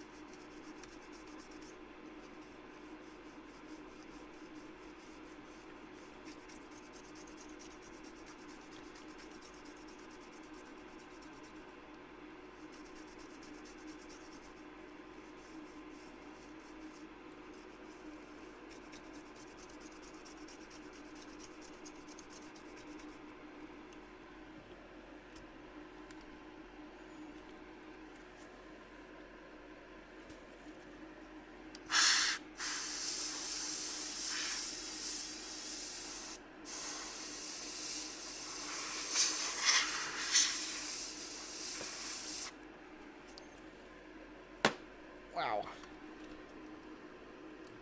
If you can see on the bottom of this board that brown stuff, I don't know. I'm not sure if that's like the original flux or if that's electrolyte. Although, honestly, it's probably the original flux. Oh, there's a lot of it on the board.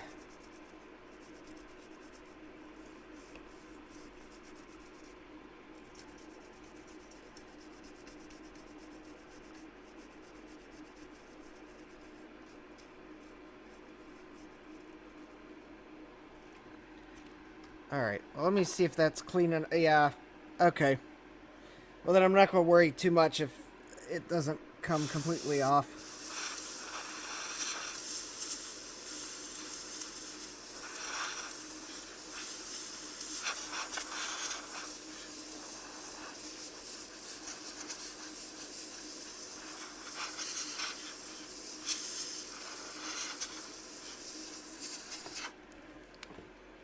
Alright. Alright, so let me see if solder will stick now.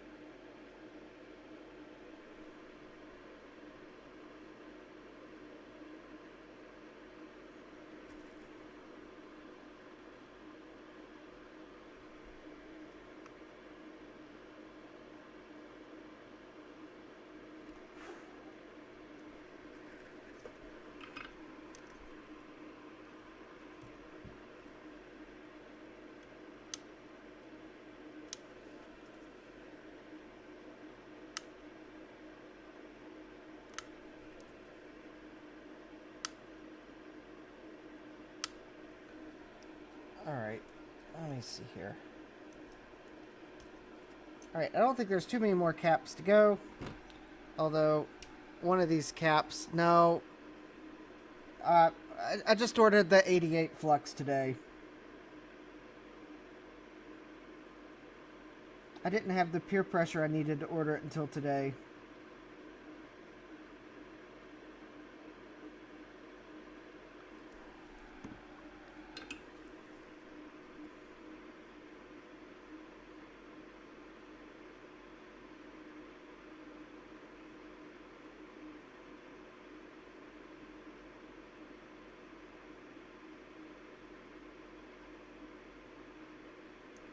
There we go. That looks better.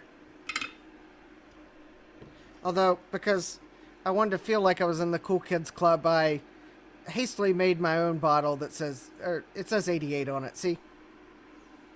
But no, I'll have the new stuff hopefully soon.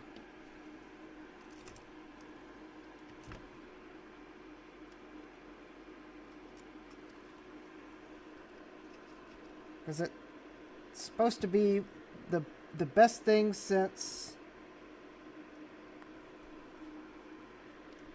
the last best thing, or something like that. Alright, so next cap is right here. Alright. We're getting close.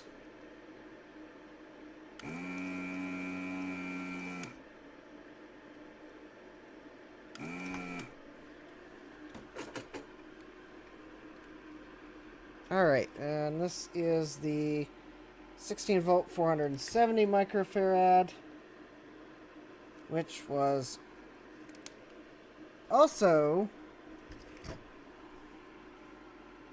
Oh yeah, this one also had just started to leak. Awesome.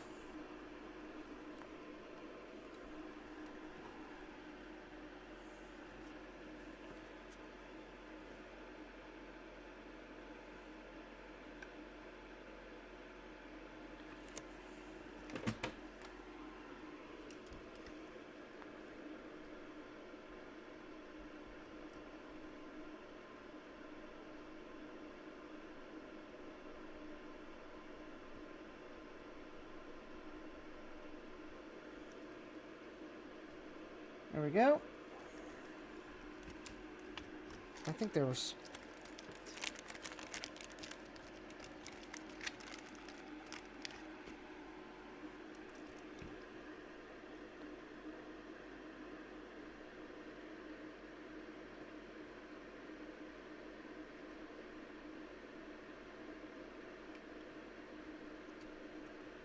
Oh... Yep, I knew this cap was going to fit poorly. Oh, there we go. I got it in. Okay, good. Unfortunately, for that particular cap, I could not find one that was the same size or smaller. The only one I could find was actually slightly larger in diameter.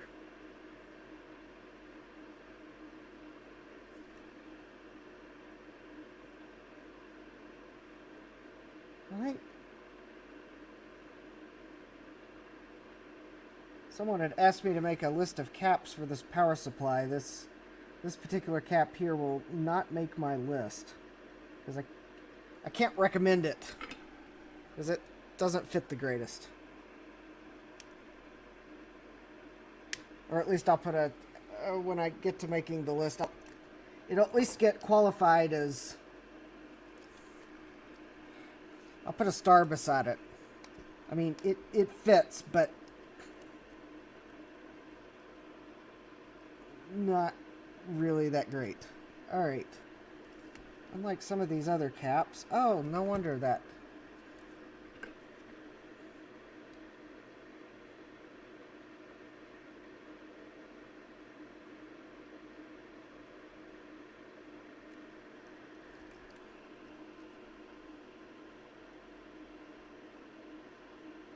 Actually, maybe I should...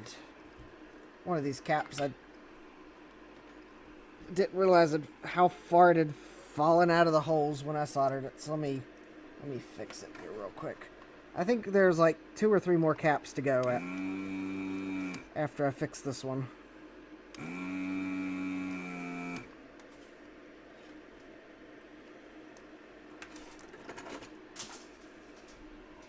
Oh.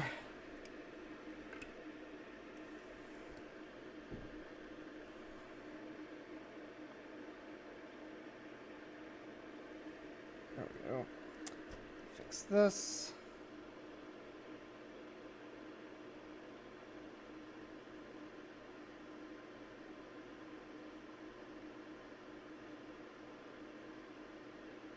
There we go. That's better.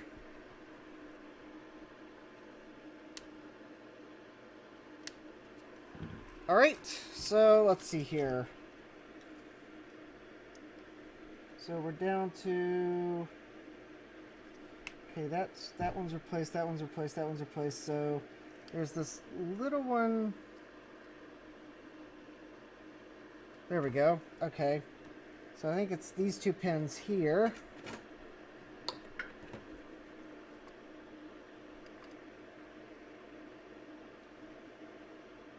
This one here, I think. Actually, I might have to use solder wick.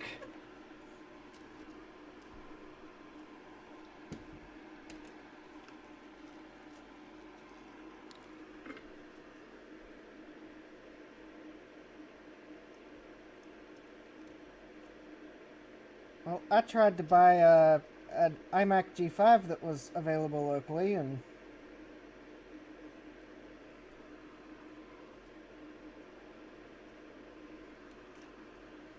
either they didn't appreciate me asking where they were in the county, and it was just generally, not specifically. So I wanted to figure out how far I would be driving so I could let them know when I'd be available. Or they didn't like the fact that I wanted to haggle on price.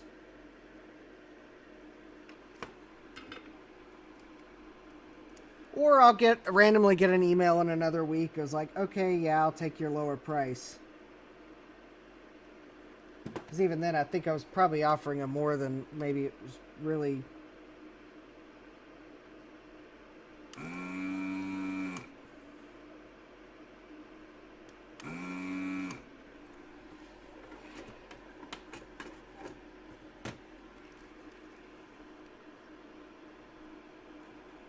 Yeah, they wanted too much for it. I offered them a low amount. Yes, maybe I lowballed them. Well, they probably especially thought I lowballed them, but I was wanting them to then counteroffer closer to the price I wanted to pay. And they countered a little bit, what I thought was still a little bit too high. I think they wanted 60. I offered them on the advice of some people when I mentioned I'd seen it. I think I offered them like 20 because I was hoping they'd come to about 30. And they countered at 45. And I tried to counter back at 40 because I was like, yeah.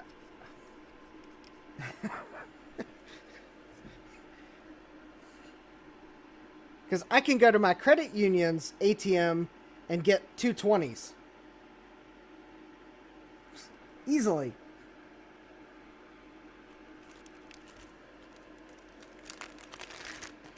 I didn't want to have to expend... Yeah, I know. So stingy. Well, the thing is, Jay, you know that iMac needs recapped. Despite the fact that the Craigslist ad says, it works! You know it needs recapped. There is... Yeah.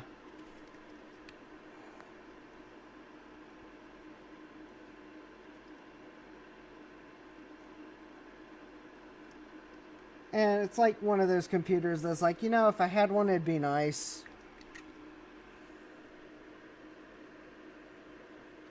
It's kind of one of those. It's not really one that was really exciting, but it's like, you know, it is an iMac G5.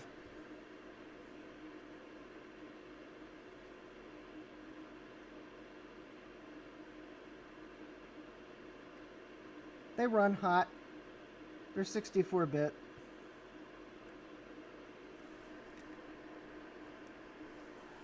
I could recap it in a live stream.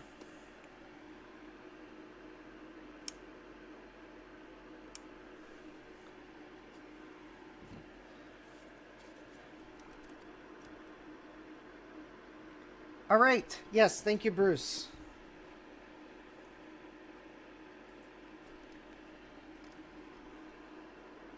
So there we go. And given how many transformers are on this board, I think I'm just going to scrub it really well and go with that. All right, I've got one more cap.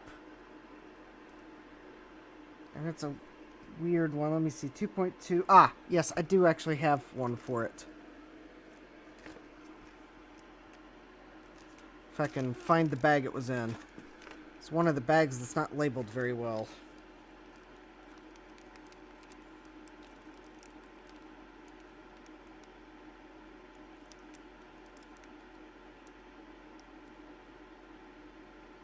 Here we go.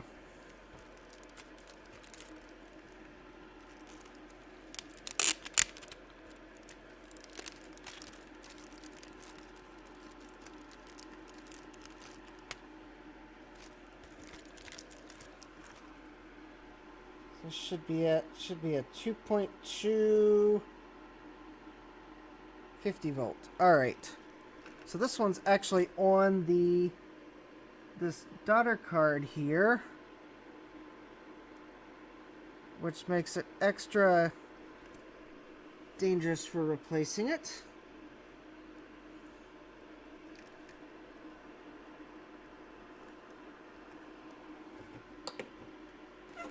Because this daughter card has surface mount components on it really close.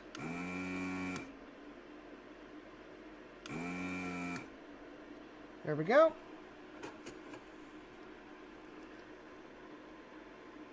I have no idea if it really needed replaced or not, but... Oh. And the negative side is on the bottom, because that board is certainly not marked. Oh, yes it is. The plus is just in a really hard to see spot.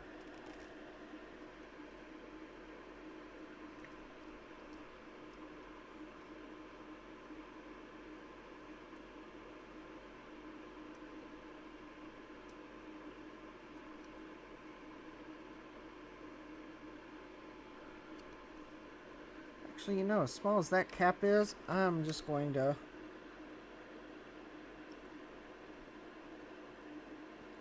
There we go.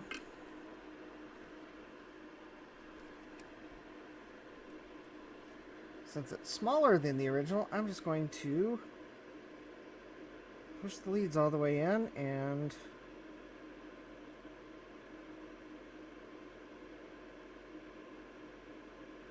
There we go. All right. I think that's all the caps.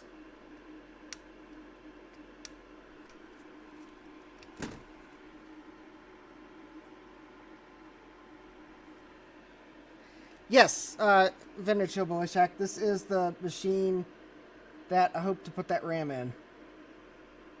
But tonight I just wanted to recap.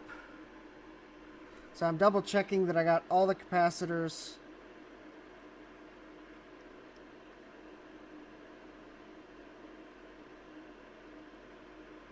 There are some that are kind of harder to see than others.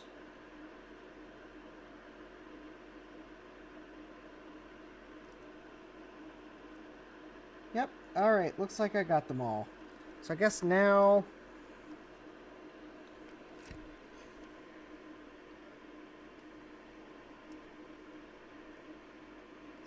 So I'm just now inspecting, making sure I don't see any other electrolyte on the board.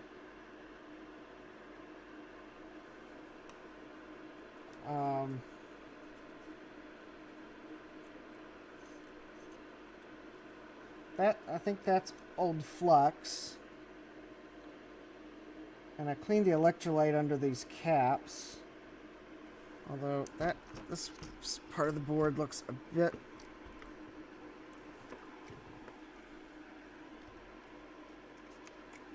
bit suspicious. So I'm going to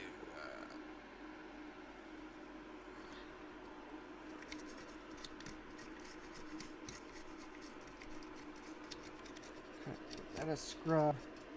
That looks like old flux. So I'm just going to. So I did not use much flux, extra flux, because this solder is flux core,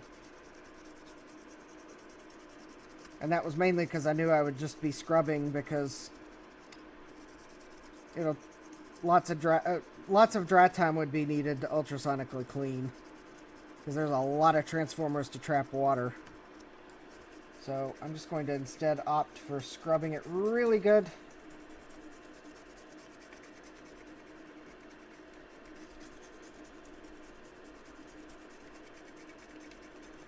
And then I will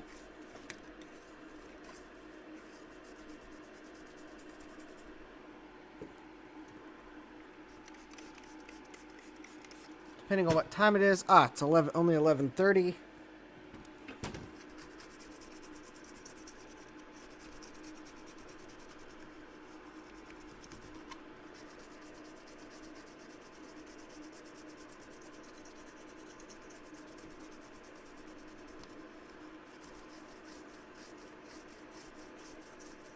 I guess we'll actually give it a try.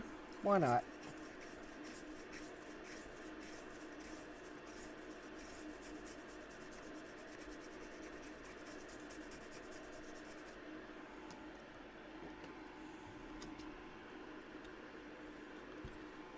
Guess I can.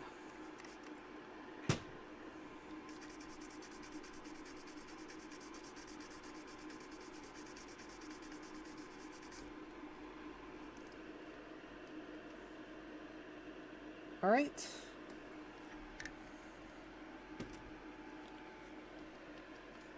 That looks pretty good.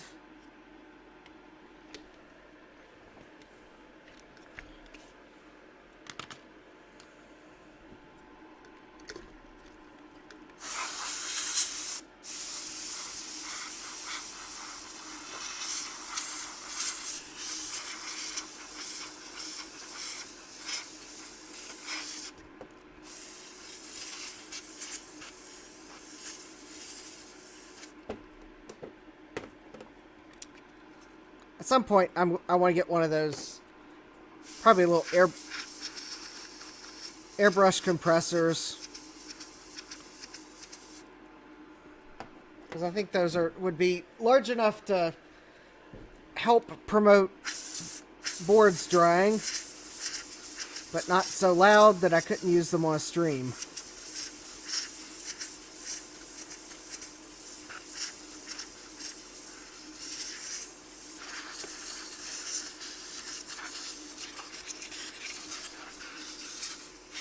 There we go.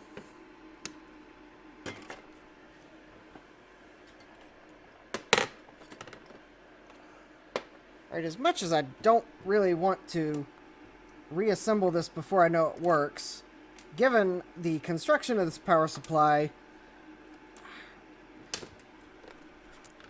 it's really probably not one I can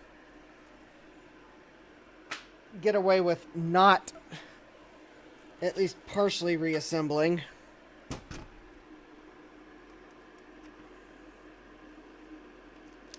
Because it's two halves, and all it would take would be for me to knock the one half over and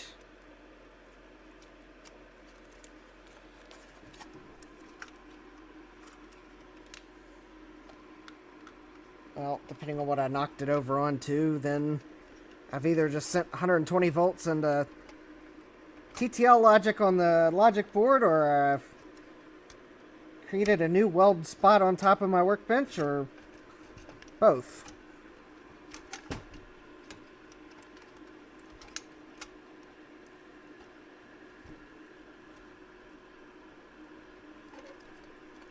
So I'm going to go ahead and reassemble it enough so that it's at least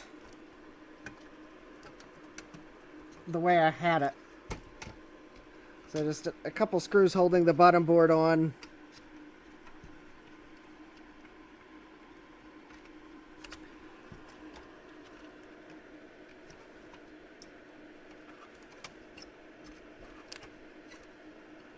Well, if I can get the board in place.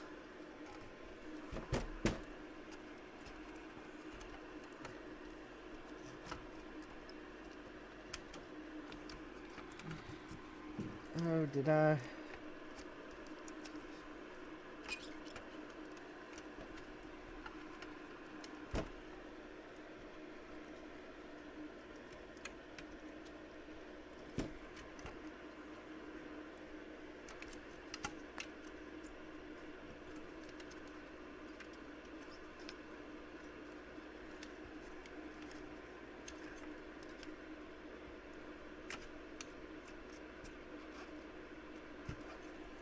Alright, trying to fight with the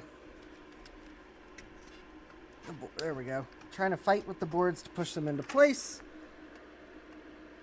There we go. I don't know if that would have really helped. Although I can tell you what would have helped is if I hadn't knocked my screwdriver off onto the floor.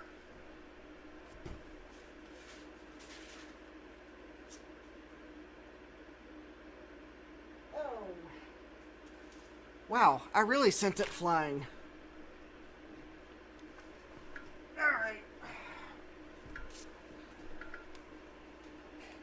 Oh, instead I'm just going to grab a different one.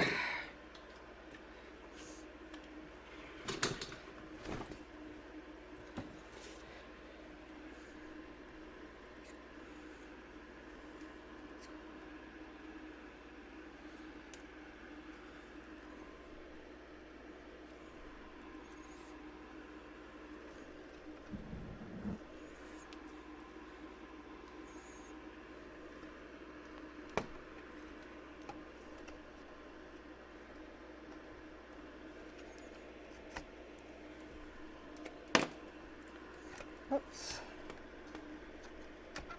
There we go.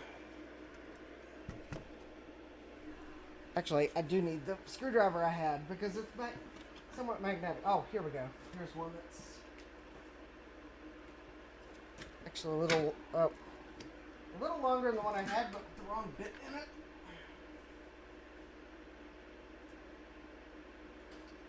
I think that's the right bit.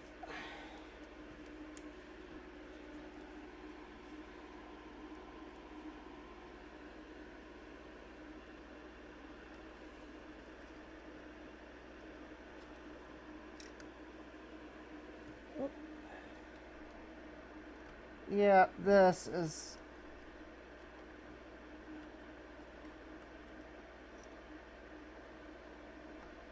And it also doesn't help when you don't have the the screw hole lined up.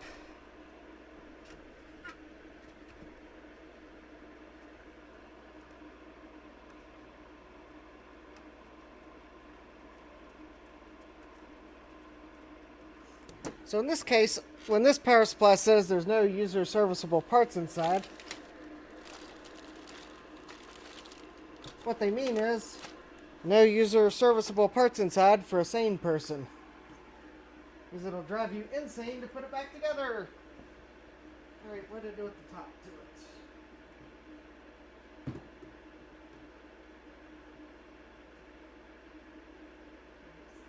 Logic board.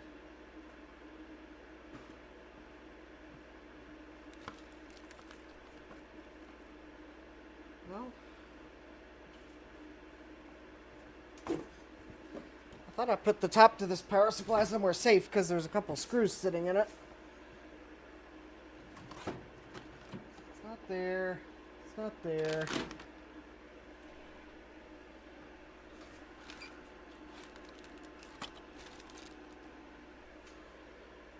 Alright, well.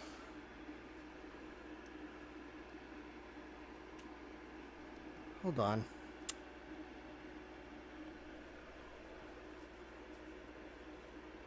Yeah, this is a horrible power supply to try to repair. Oh, there we go.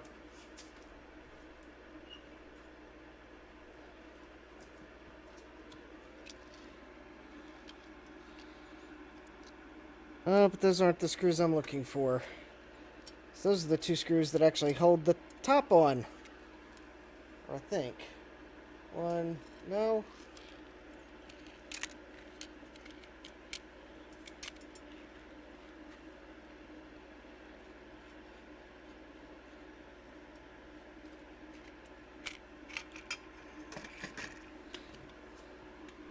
Okay, that's weird.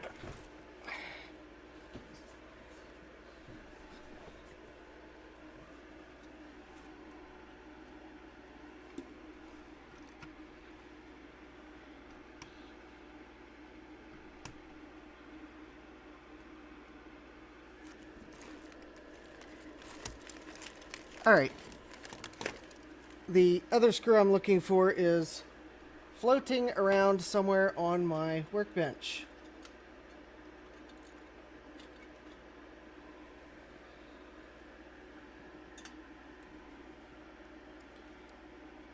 Which is the best kind of screw.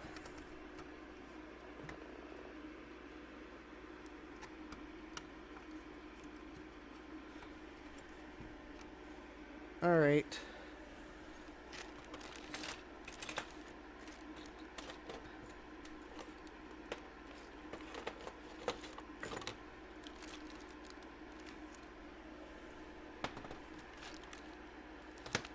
Well, I guess I will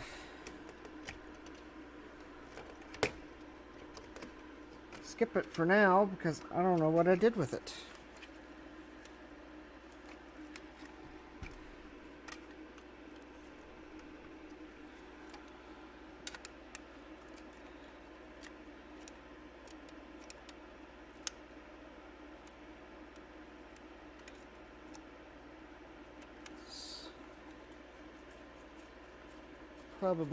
It has probably fallen on the floor, quite honestly. Alright. So now that I got the bottom on enough for testing, let me get this board back into place. Start to plug that in. Line the board up with its retainers.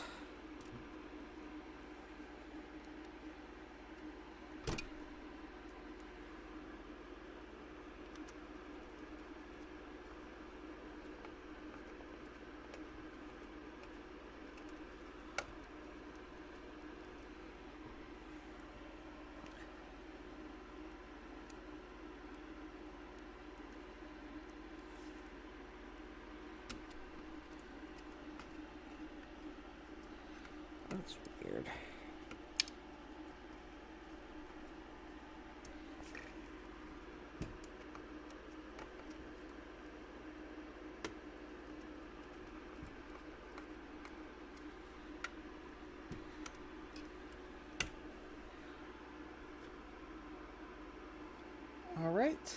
that's good. I don't need that right now. I think that is part of the power supply, I think.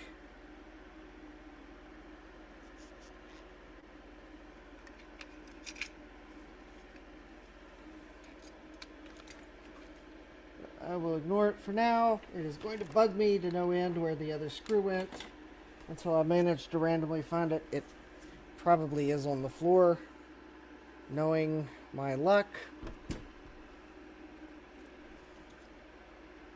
But at least I can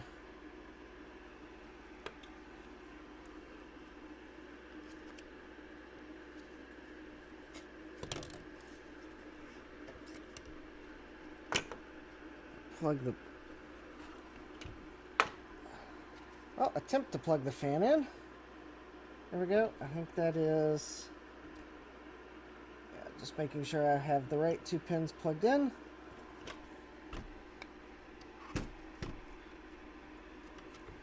Tuck the fan cable in. That's not right.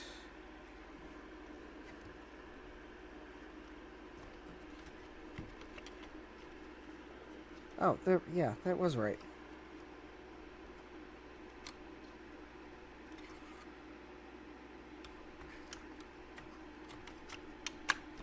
All right.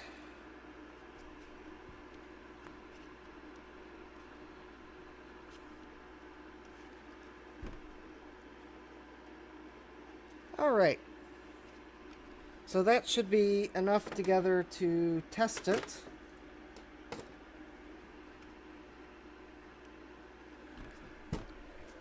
So, I guess the best thing to do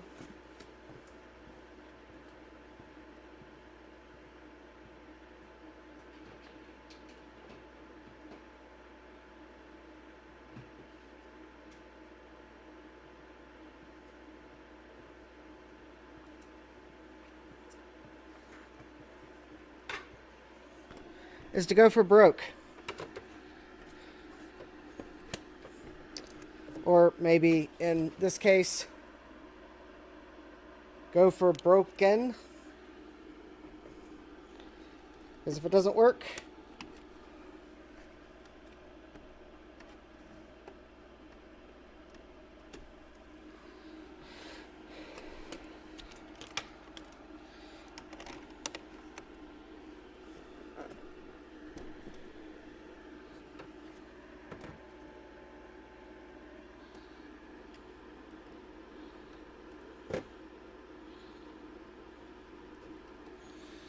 alright, so I got the power supply in. Yeah, seriously. Got the camera zoomed out. I just realized I don't have the monitor adapter down here. So I can't plug a video card in. But 3, 2, 1. It chimed. No smoke.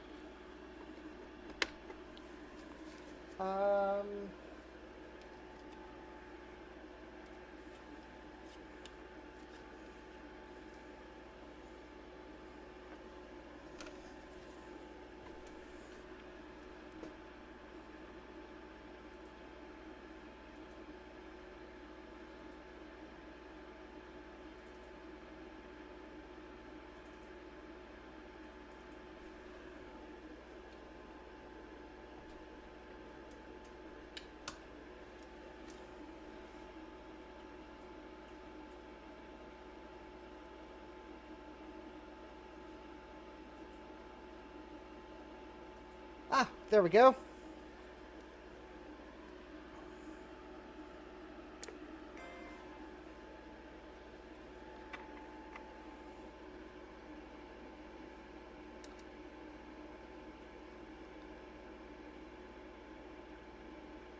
It did chime.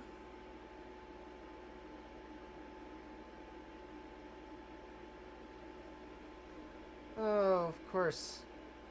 I even got the lovely display going.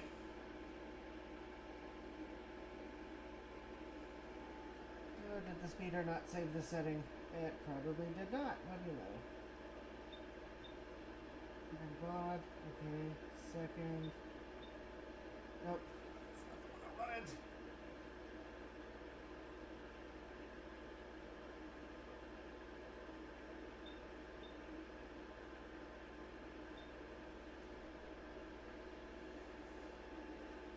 Okay, well, you can't see it on screen, but I can see it on the multimeter. I have 11.903 volts on the 12 volt rail.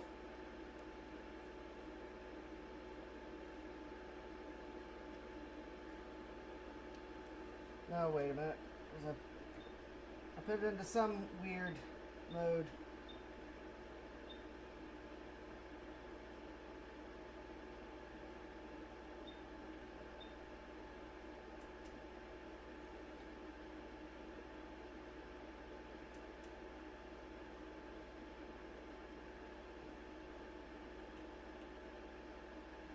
And 5.119 volts on the 5 volt rail. Okay. And then if I can figure out a pin that's on the negative 5 volt rail, I'd measure it too.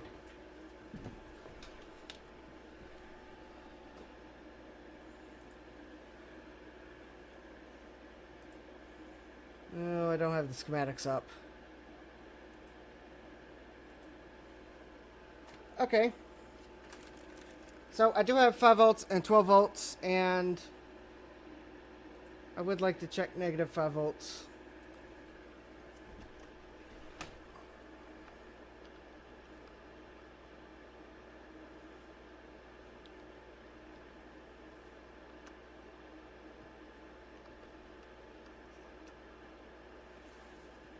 Let me pull up the PDF real quick.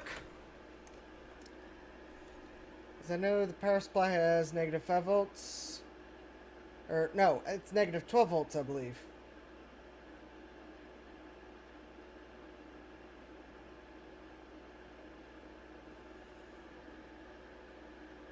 Audio op amps or the serial drives. I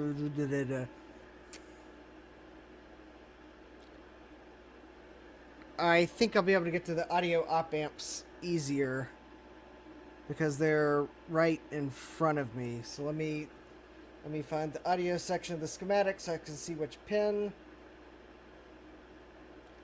I don't like the way the Beaumark schematics draws the power. Let's see, I believe that's going to be negative. Oh. SCSI pin 5 external? Is that negative 12 volts? Is that what I'm reading? That's weird. I can't be reading that right. Yes, if anyone's wondering, I have the sideways version of the PDF open.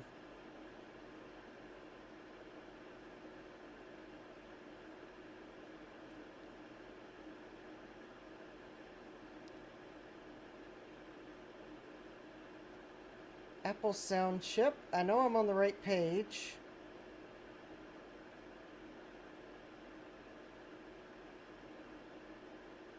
It looks like the audio circuit on this Mac is plus 11 volts.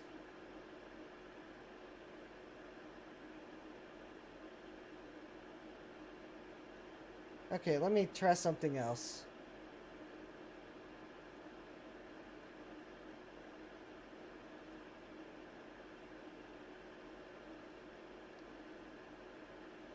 Oh, here we go.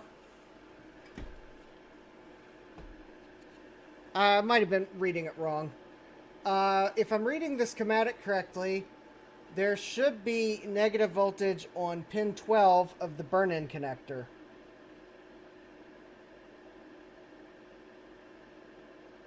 So let's see, that's 15, 14, 13, 12. So this should be pin 12.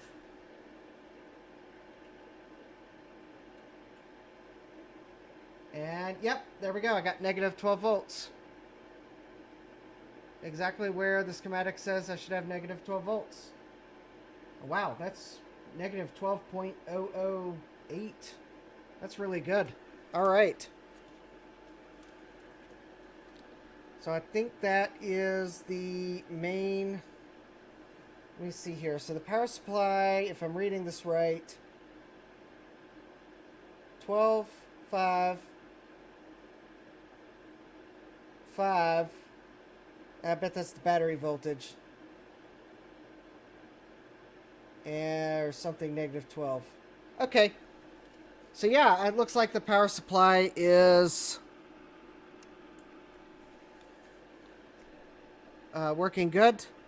I am tempted here to go run upstairs real quick and grab the video adapter, but that will be the last thing I try because it is about midnight here. So I'm just curious. After all, Steve earlier this week did something he didn't think would fix his Quadra 840 AV, and he fixed his Quadra 840 AV, or at least made it boot, even if kind of crashy. So let me go grab my video adapter. Bruce didn't think that recapping the power supply would do anything, but I just want to double check. So if you'll hold on just one moment.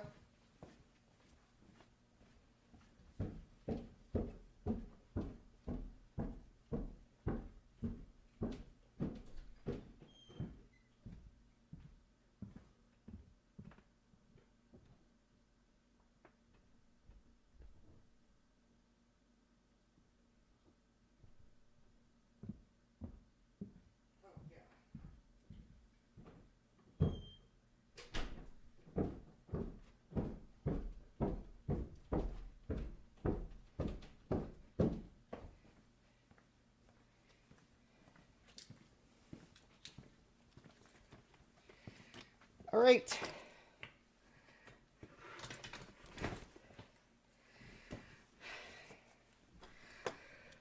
Oh, Jay. Maybe for Steve, midnight means the party's just starting. For me, it means the brain is starting to fade. All right. So I actually now have two video adapters. So this is the one I've been using. It is also not correctly configured for the 2CI because of reasons. Well, I guess I can try it anyways.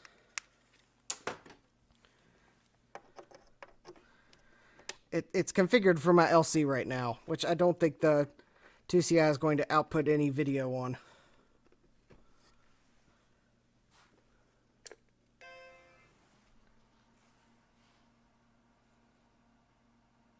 So it chimed. It's been chiming. There's the speaker pop. I don't see any signs of video. I think this is an invalid video setting for a 2CI.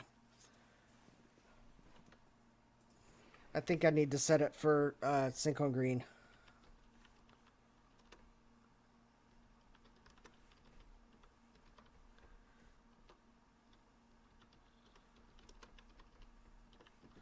And I forgot to grab the switch settings.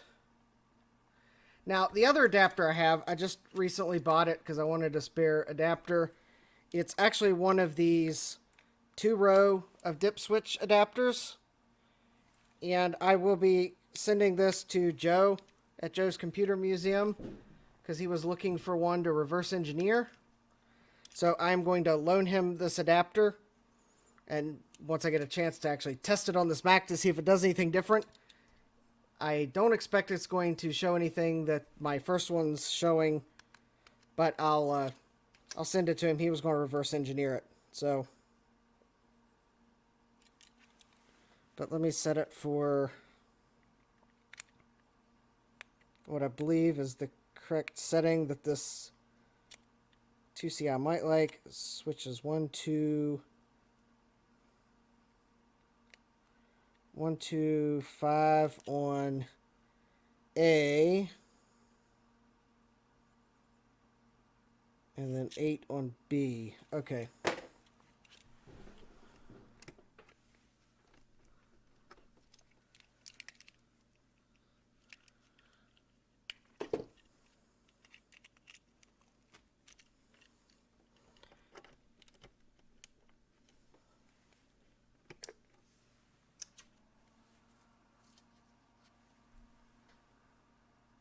Oh. And that was no chime.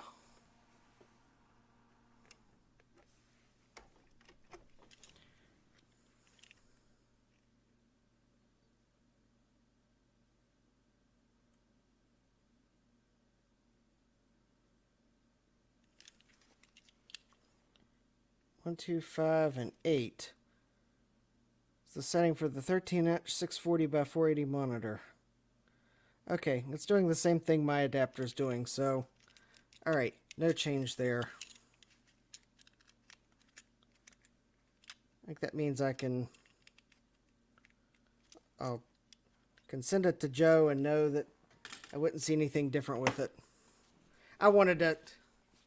VGA connector is loose, you think? On the... I don't think it's loose on the logic board.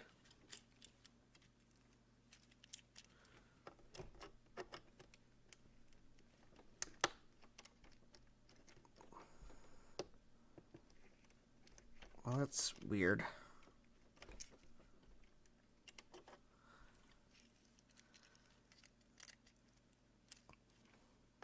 Believe me, Adam, I've tried looking for an Apple RGB or CRT.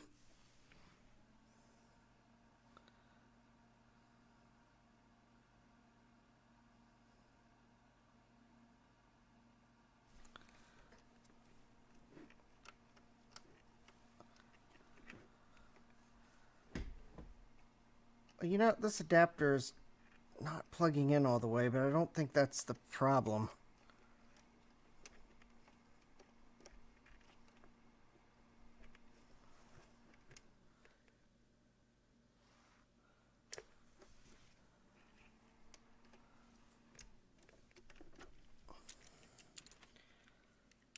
Honestly, I think the next step on the logic board trouble... I mean, I didn't expect the power supply recap was going to change anything.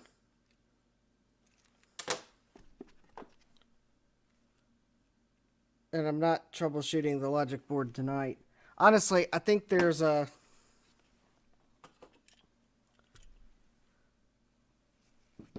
I think there's some problem with the logic board in the video circuit.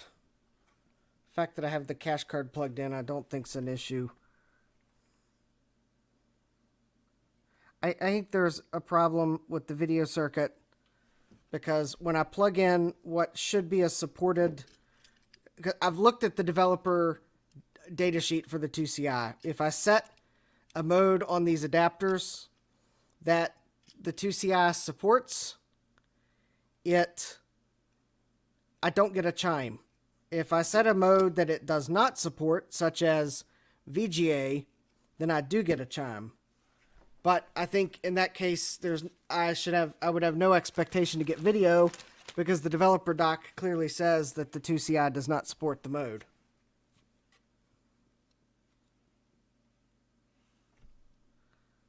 Hey, Bruce, yeah, I don't think the problem's the adapter. I think the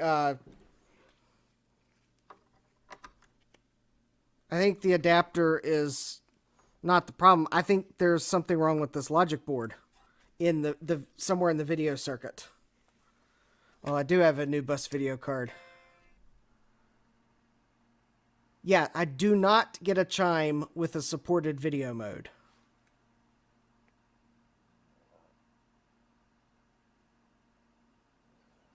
I also have been unable to get video with a new bus card. I've got 2 new bus cards. I get video with neither of them. I have no idea what video modes the card supports.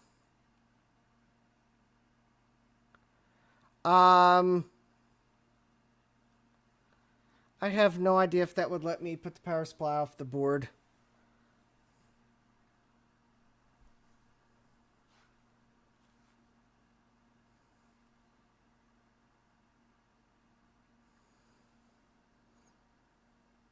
Well, the first thing I want to do is reassemble my power supply so that I don't have an exposed top.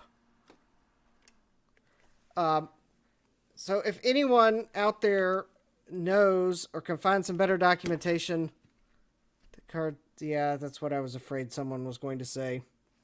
You beat me to my question, Adam. You're good.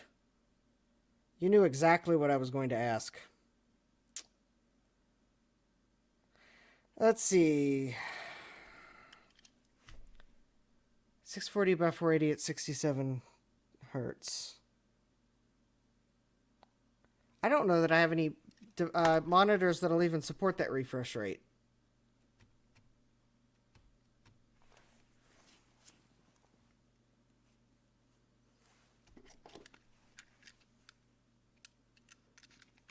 It's not a problem of adapter, it's a problem of monitor. I don't, because 67 hertz is an oddball, especially if it's going to require a multi-sync monitor. Yeah, I don't have any multi-sync monitors. Yeah, that was what I was afraid of. I guess what I'm going to need to do is get one of those adapters that Adrian Black just got on his latest mini mail call, because I think those will do 15 kilohertz. The default Mac 2, yeah. I don't have anything that'll do that. I've been trying to get a better new bus video card, one that isn't so limited, but the last new bus card that was on eBay that I think actually would have supported VGA, it was mislisted. It was actually a really nice card that usually goes for $300, but the seller put the wrong title on it. But it still went for $150 some.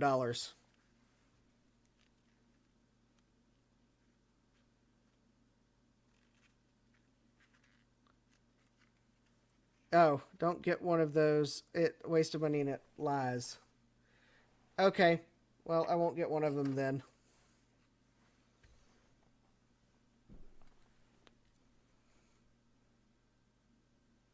So, anyways, yeah, maybe I can if I can just manage to get a better new bus card, one that isn't,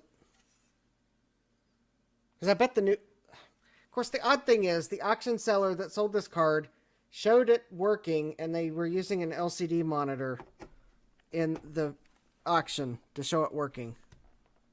So maybe the problem is I just haven't been setting the right dip switch settings. Let me see if I've got another power cable handy. All right.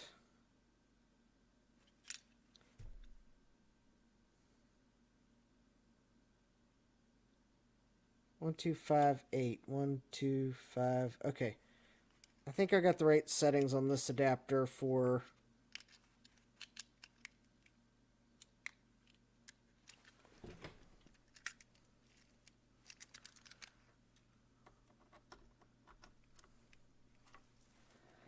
I check the local listings for CRT VGA monitors, and I've not seen any locally. Unfortunately, given how fragile some of those are, it's just not something I want to try to buy that needs shipped, because quite honestly, I'd probably be sad when it came in.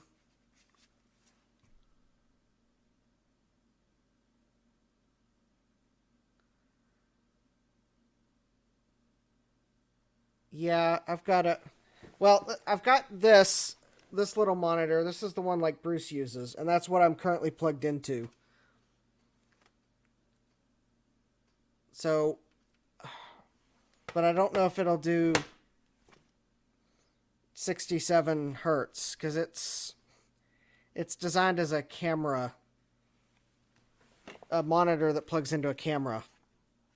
Although Bruce uses it all the time on his bench for devices that don't do standard things, and he doesn't have a problem with it.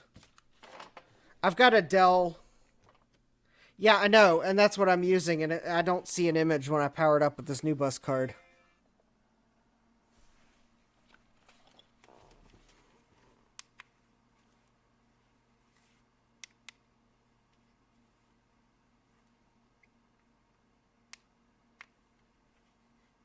And I do have it on VGA, and it sees no signal.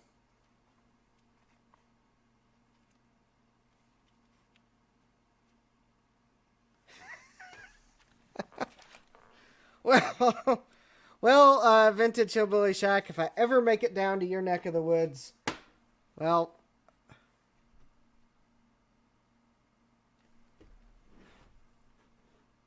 any see? Let me check.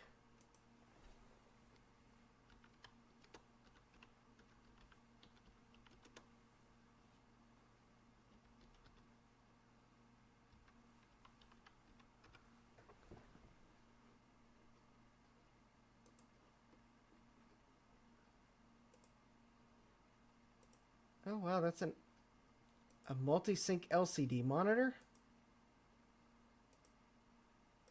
Come on, I just want to see the specs of it. What page are the specs on? Specs, page 12.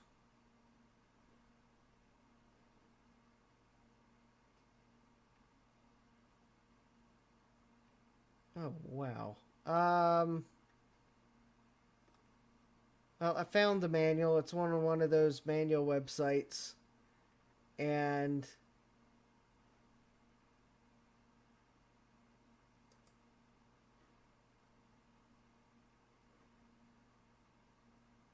hold on.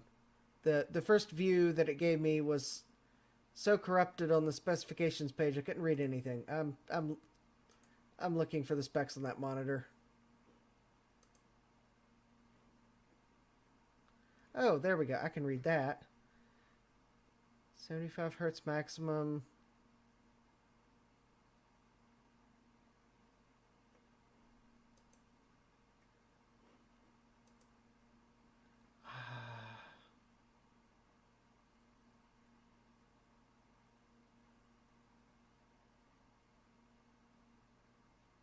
Ah.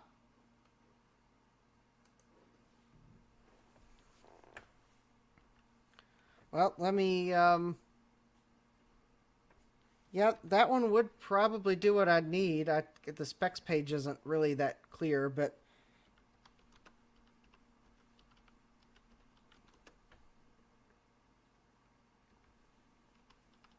let's see. LCD.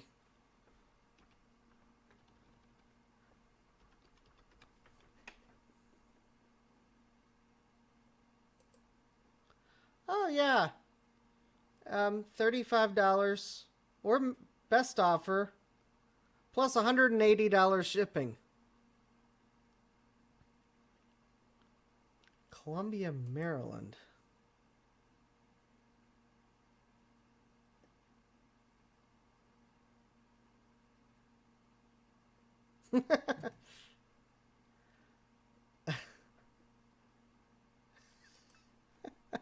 um, I'm not paying $180 shipping to find out if it'll work.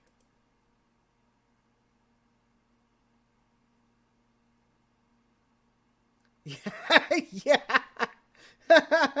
And that's their cheapest shipping option. And I don't know where they are in Maryland compared to where I am in Virginia, but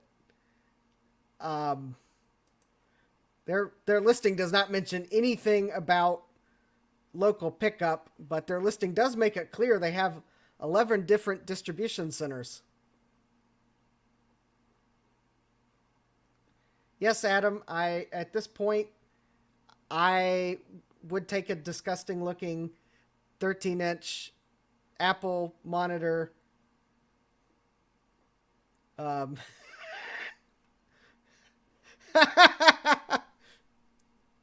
Actually, Sad Mac, I would be willing to pay $20 shipping for this monitor because is it is probably would be worth that.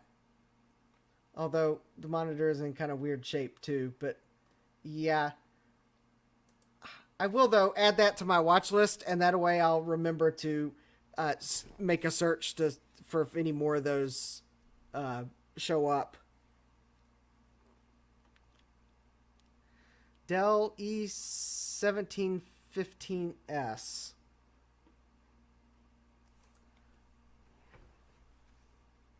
All right, I will.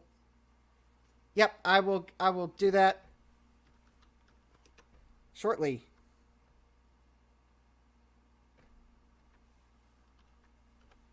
Yeah, I'm looking up that Dell monitor model because there is a Dell E1715S. That isn't the monitor I have upstairs that I thought was too new, is it? Wow, I've got a Dell monitor I grabbed from work that looks eerily like that one. Um, I'll be right back. I'm gonna go upstairs and see what model Dell monitor that looks like the 1715S I have upstairs. Uh, because it might be a 1715S. So I'll be back in a minute or two.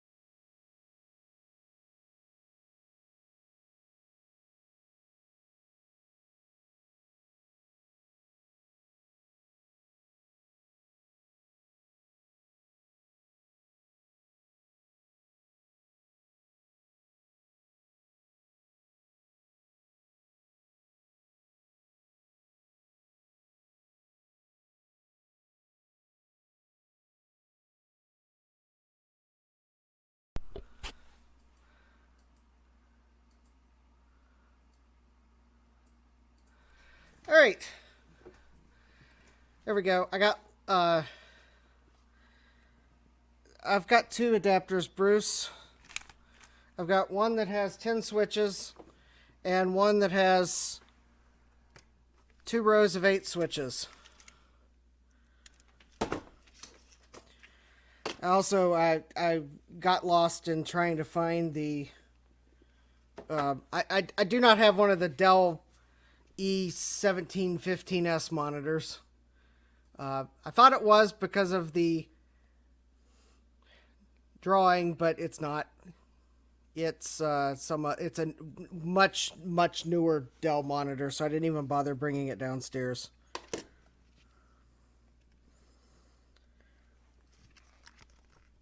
So it looks like what I need for this new bus card is probably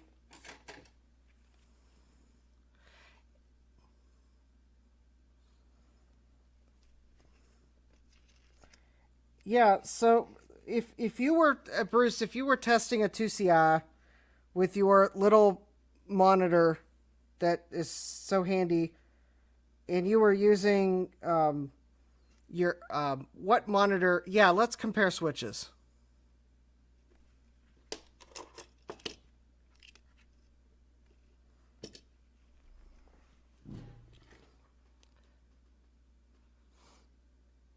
Yeah, it should be the same little monitor that you have, Bruce. It might be a newer. It's got the same part number. It's a Best View BSY708-M.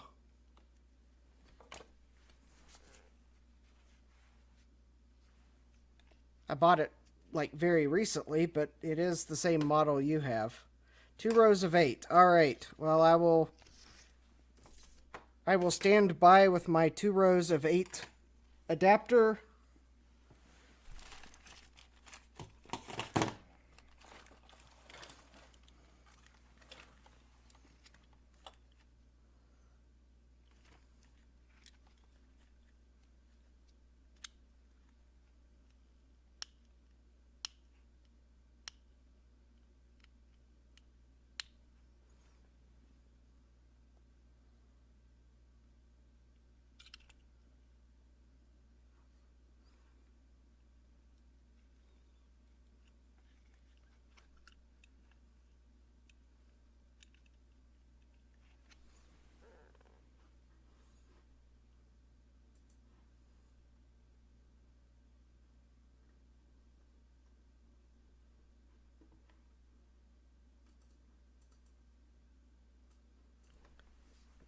While Bruce checks that, I'm just going to see what else is on eBay here for NEC multi-sync monitors.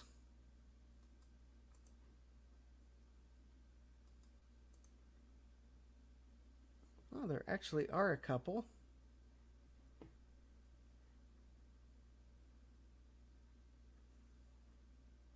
Some of which are overpriced, though, probably. There's one. Ah, that's a traditional auction. And it already has one bid.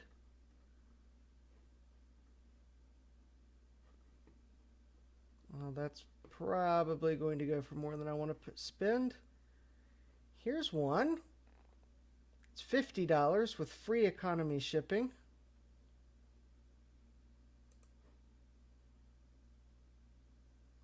Multi-sync LCD 1990 FXP. Ah! Yeah, it looks like Bruce has probably figured it out. First row, 1 and 2 on.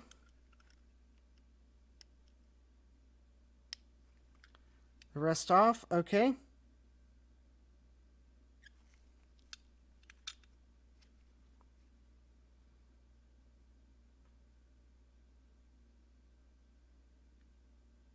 Oh.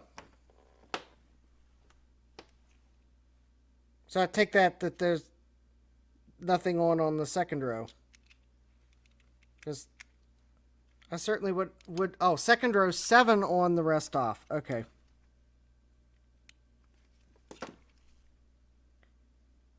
Interestingly enough, that does not match any of the settings that are drawn on the back of the adapter. Now, is that for the onboard video or the new bus card? Or is that just your general, that's what you leave yours on?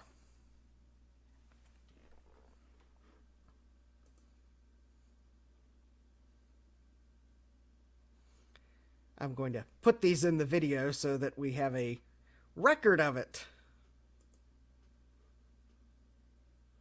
I.e., if I need to come back and watch my video later, we'll work on either. Okay. Well, I'll try the new bus card first. Right now, I have it plugged into a Dell monitor just because I thought I was going to need to swap monitors. Ah, it chimed. Oh, I'm on the new bus card. It always chimes when I use the new bus video. This Dell monitor supposedly sports sync on green, but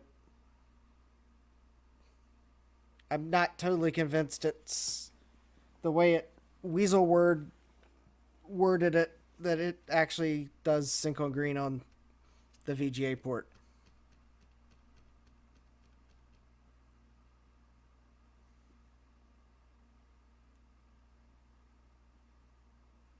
Okay, I think I should probably have a video signal by now, and I don't. Alright. Let's try the onboard video.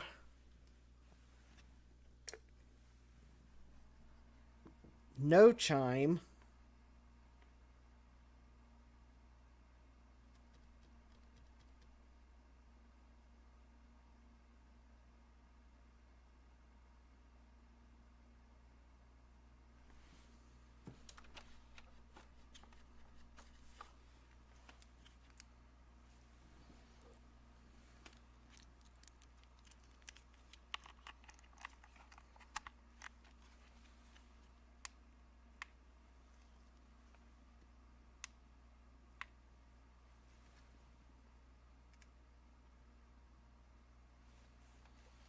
Alright, my little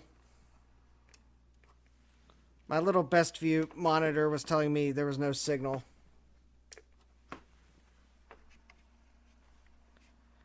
Yeah.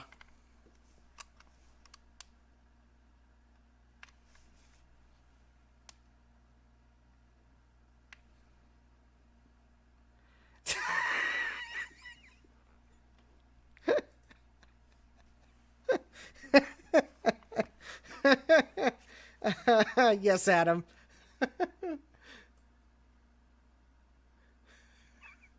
I think I could have probably told you that. Yes, there is something.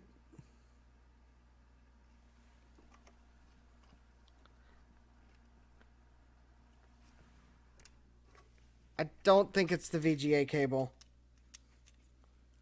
I really don't think it's the VGA cable because I think I've used this VGA cable before. Yeah, I think Bruce is probably close. Although I'm not ruling out that there's not a broken trace somewhere. There most certainly could be. Yes. I'm afraid there might be a dead chip on the board. Although I guess a broken trace could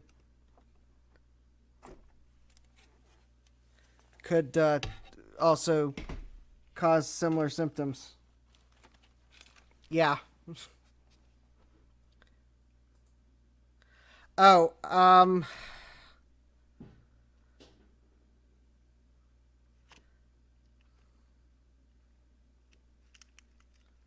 well, in that case, let me, I guess if there's a question as to, well, the thing is, the Mac is not chiming when I plug in the video adapter. If not having all the conductors in the VGA cable causes that, well, I guess it could. I mean, this is a flimsy VGA cable. I guess there is a chance it doesn't have all the connectors. So let me go to my cable collection over here.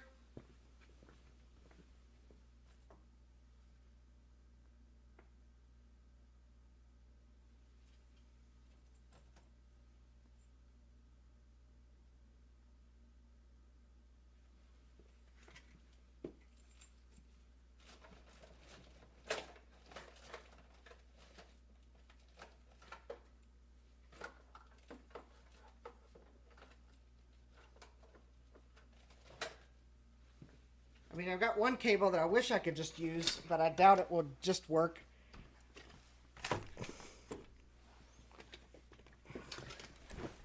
I have some fat cables.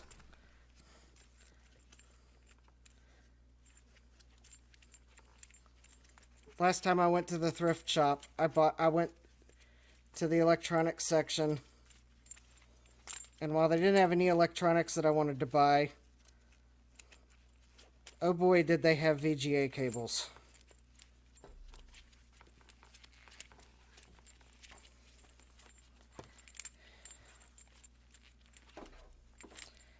So there we go. So here's the one I was trying to use. And I know that's hard to see, but I think it's probably coming across on camera. This is a chunkier cable.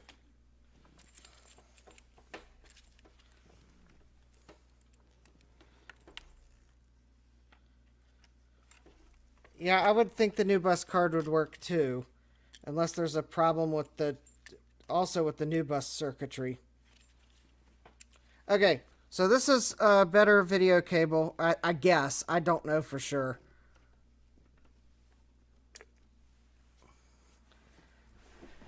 No chime.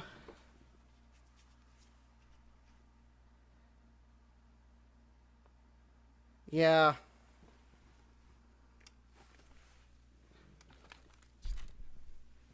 Well, I guess I can go back to the new bus card.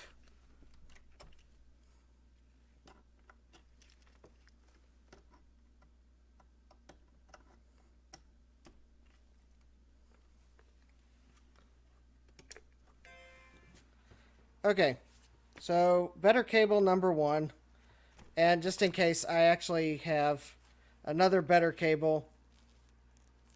And I also have this cable. And I really don't know what it went to. But on one end, it has a 15-pin connector. And there are pins missing. Although maybe I can actually show it better on this view. But that is a 15-pin connector with pins missing. And on the other end, it's VGA with pins missing. It looks like it went to some Macintosh monitor. But I don't know. There's no part number that I see on it. So it may not be a Macintosh cable. Oh, wait. It does have a 042-TA on one side. Quite honestly, for all I know, it... Yeah. 15-inch multi-scan cable. I was actually kind of wondering that. Unfortunately, when I plug into the new bus card, I don't get a video signal, which tells me that there might also be a problem. And I'm trying to use this little best view card, which tells me there's a problem, more than one potential broken trace. I did change the bus transceivers. Okay, I am... Nothing's that I can actually readily touch is getting overly hot. I'm not seeing a video signal. What happens if you power it on and then connect the adapter? Oh, well, that...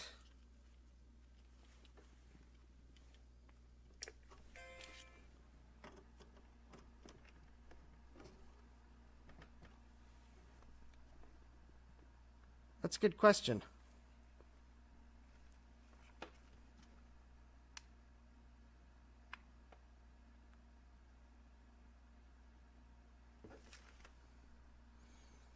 Um,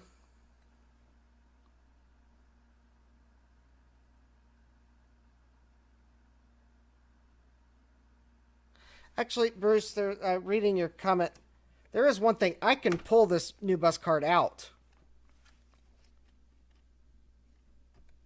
and get it to chime. I just can't have the video adapter plugged in on a setting that the 2CI supports.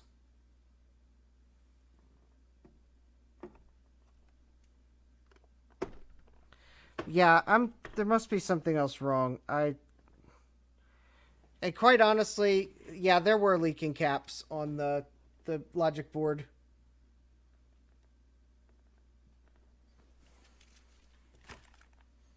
Although, given where the caps were,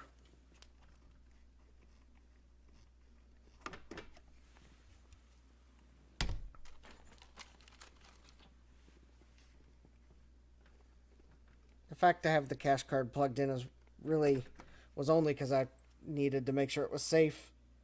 But not having the cache card in. What is the card? That was the cache card. I plugged it into the board when I moved it off the workbench because I just wanted to move everything off and keep it safe. But it's doing the same thing with and without the cache card, so I don't think the cache card is... The cache card is not causing the no video problem. I'll put it that way. Yes, I probably should have pulled it out for debugging, but I didn't.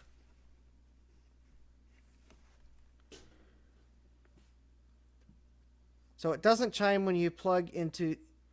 Correct. If I set this adapter for any mode that the 2CI should support, which would include your or my other adapter. So if I went to the 2CI developer notes, I see which modes the developer note says it supports. If I set any of those modes on the adapters and plug it into the internal video, it does not chime.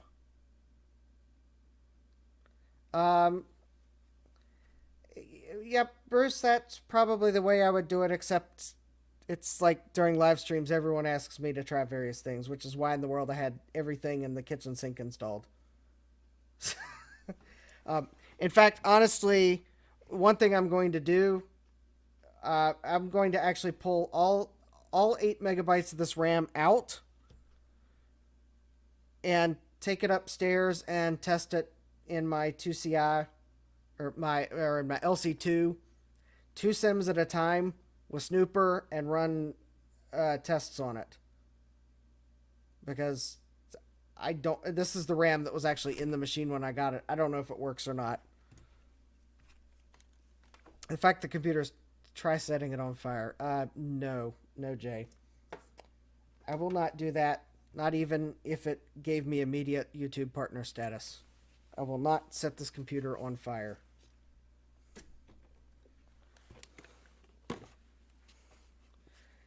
I would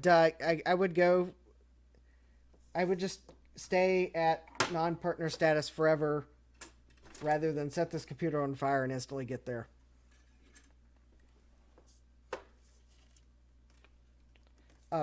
You can ask me again in a month if I still have that opinion. And I can see Jay scribbling that in his calendar now. May 29th, ask Justin if he still does not want to set his 2CI on fire. I totally see Jay doing that.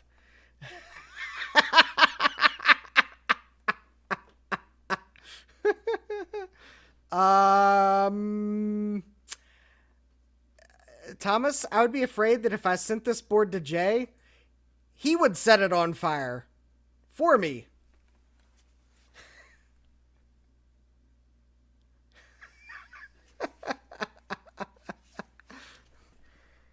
Yeah. Anyways, I think there's a broken trace somewhere. There is a broken trace somewhere that has eluded me. Honestly, if I had to guess where the broken trace was,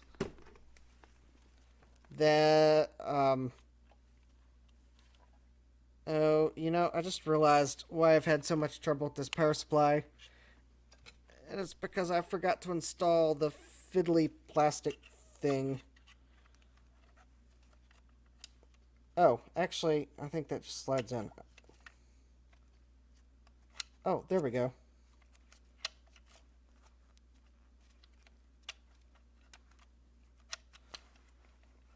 There we go. Yeah.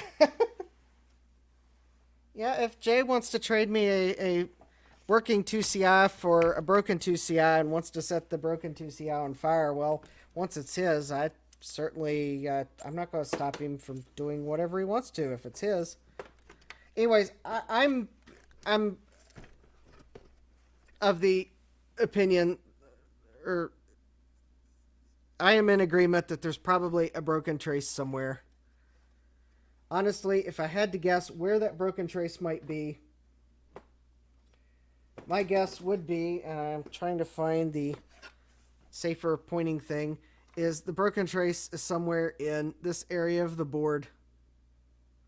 I do know that I did replace this capacitor because the one that was here was open. Yeah. So, it actually measured open. It wasn't shorted. It was open. It was a capacitor. It looked just like this one. So I did replace it. But I'm wondering if there's a broken trace somewhere around here. Yeah. Yes, Jay. I will actually inspect the board and find where the broken trace is. But maybe this is in my closing thoughts. I am making my guess tonight as to where I will find the broken trace. I know that is dangerous because that will probably could lead someone to only focus in the area of the board. I don't think I've checked all the caps, but actually, maybe I did check all the caps. Okay, well, okay. There are two caps down here on the lower side of the board, that one there, and then the one over here by the LED. I may have forgot to check those, but I think I did check the ones I replaced, and the other ones up on this side of the board. Yes, I do have a jumper on W1. That is one thing I am definitely certain of. And I do not have a ROMinator, so I cannot try an external ROM. Which I do know that in that case I would need to pull that jumper. So, but yeah, the jumper is on W1.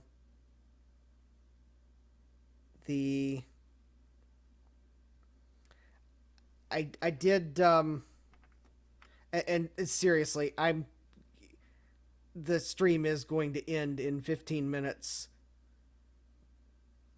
regardless of where we are. What's that spot of Nutella next to the UE9 chip?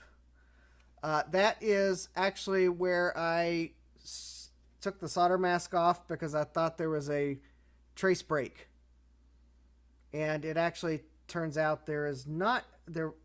Well, either there was not a trace break or I fixed it with a very tiny dot of solder. But I have not replaced the solder mask because I want to make sure that it's fixed before I put new solder mask on. But that's what that spot is. In fact, you can kind of see that darker spot there is the solder dot. So yeah. So yes, I actually did. I thought I had. In fact, that trace does go to the RBV chip. So I thought, oh yeah, I've fixed it. Nope, that wasn't it. Anyways, I don't see, and of course the oh, okay. That was not something I really wanted to do, but FPU chips are durable. And yeah, I do know there's an entire underside of the board that I need to check too. But I mean, other than the only thing I know, I did have to fix a little boo boo there, and I guess in hindsight, maybe I shouldn't have put solder mask there so quickly. But I did kind of. Well, actually, I didn't have to fix anything there. I didn't. There's. I thought I broke a trace when I resoldered that capacitor, but I didn't.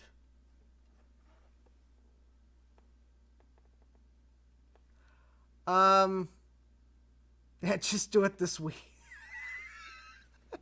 uh, Jay, even if I started packing this now, yeah, it's not going to get you this week. Get to you this week.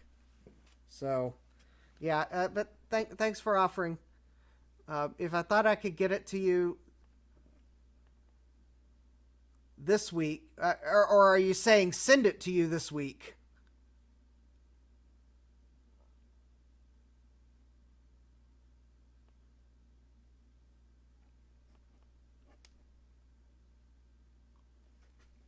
Because if you're saying send it to you this week, yeah, I can probably ship it tomorrow. But if you would need it this week, uh,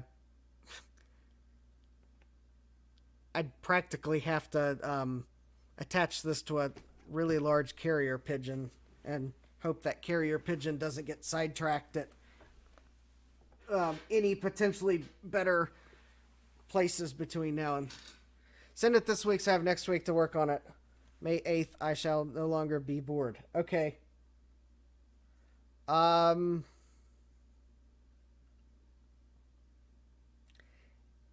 Yeah, I guess DM me your address, Twitter, or you can go to my contact page on YouTube. I got my email address there. Send me your address, and I will see what I can do, because I may very well do that. Just send it to you. I can put it in the case. I can put the power supply in. Put the power supply back together. Because I think I know about where in the world you are, and you should have it in like 2 days. So yeah, I know. So anyways, I guess that's probably about where I'm going to stop, because I think at this point, yeah, there is a trace somewhere. No, I'm pretty sure that the fact that it did not have the FPU soldered, that was stupid.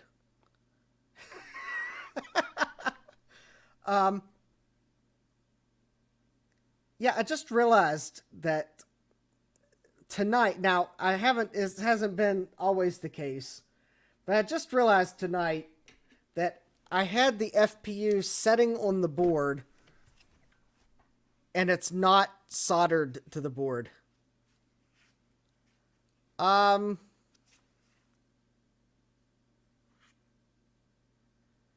Yeah, I could loan it to you. I haven't been able to test it yet.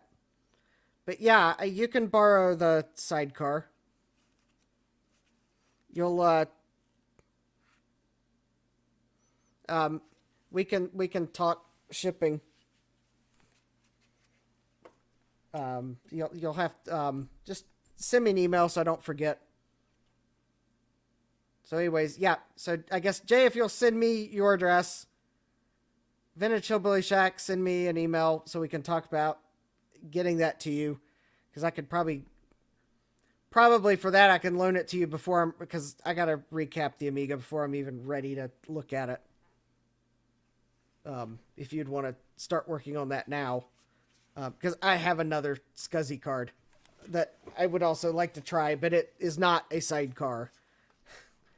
And then Adam, I will DM you my address. But I guess the one last thing I'm going to do, because I did realize that I had the FPU sitting on this logic board, but it is not soldered to the logic board because long story. I am going to just to make sure that the fact that I had the FPU sitting on its pads but not soldered didn't do some weird thing.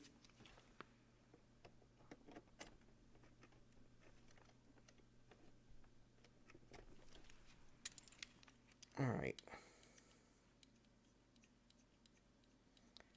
I'll try one more time. I don't think this is the case because it honestly I think the power supply was fine. If you're wondering what I'm doing, I'm removing this one thumb screw from the monitor adapter because it's interfering with just being able to plug the adapter in without screwing it in. There we go.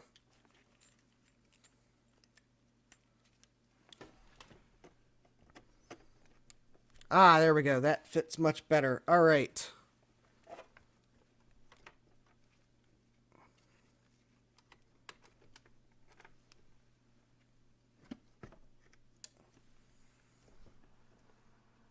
Okay, yeah. I doubt that was it because it didn't chime.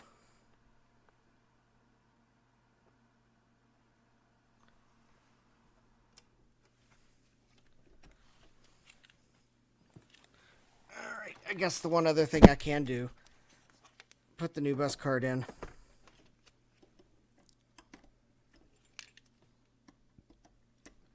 Alright.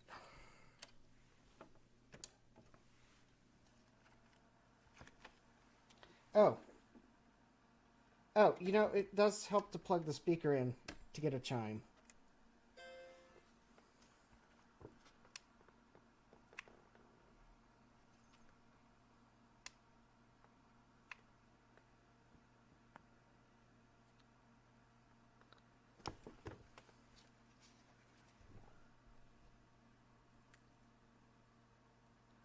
All right. So, yeah, it looks like there is still something going on the board. So, I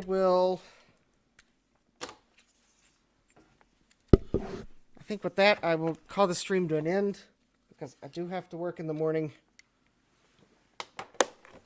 So, anyways, so I guess if you've liked what you've seen, even if I did successfully recap the IIci's power supply, but I wasn't expecting that would actually fix the problem.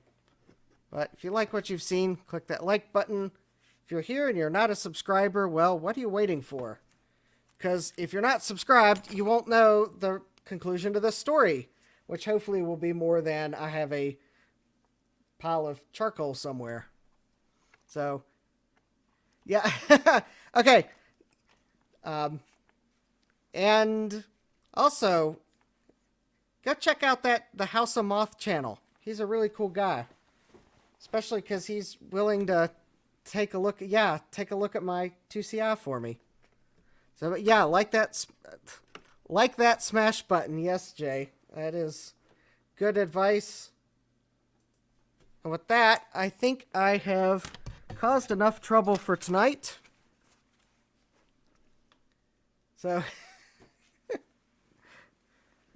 So yes, and with that, I'm going to go ahead and call the stream to an end, just as soon as I can get my finger on the correct button. I believe that's the correct button I want. So with that, I would like to wish everyone a good evening, and I hope to see you next time. Take care.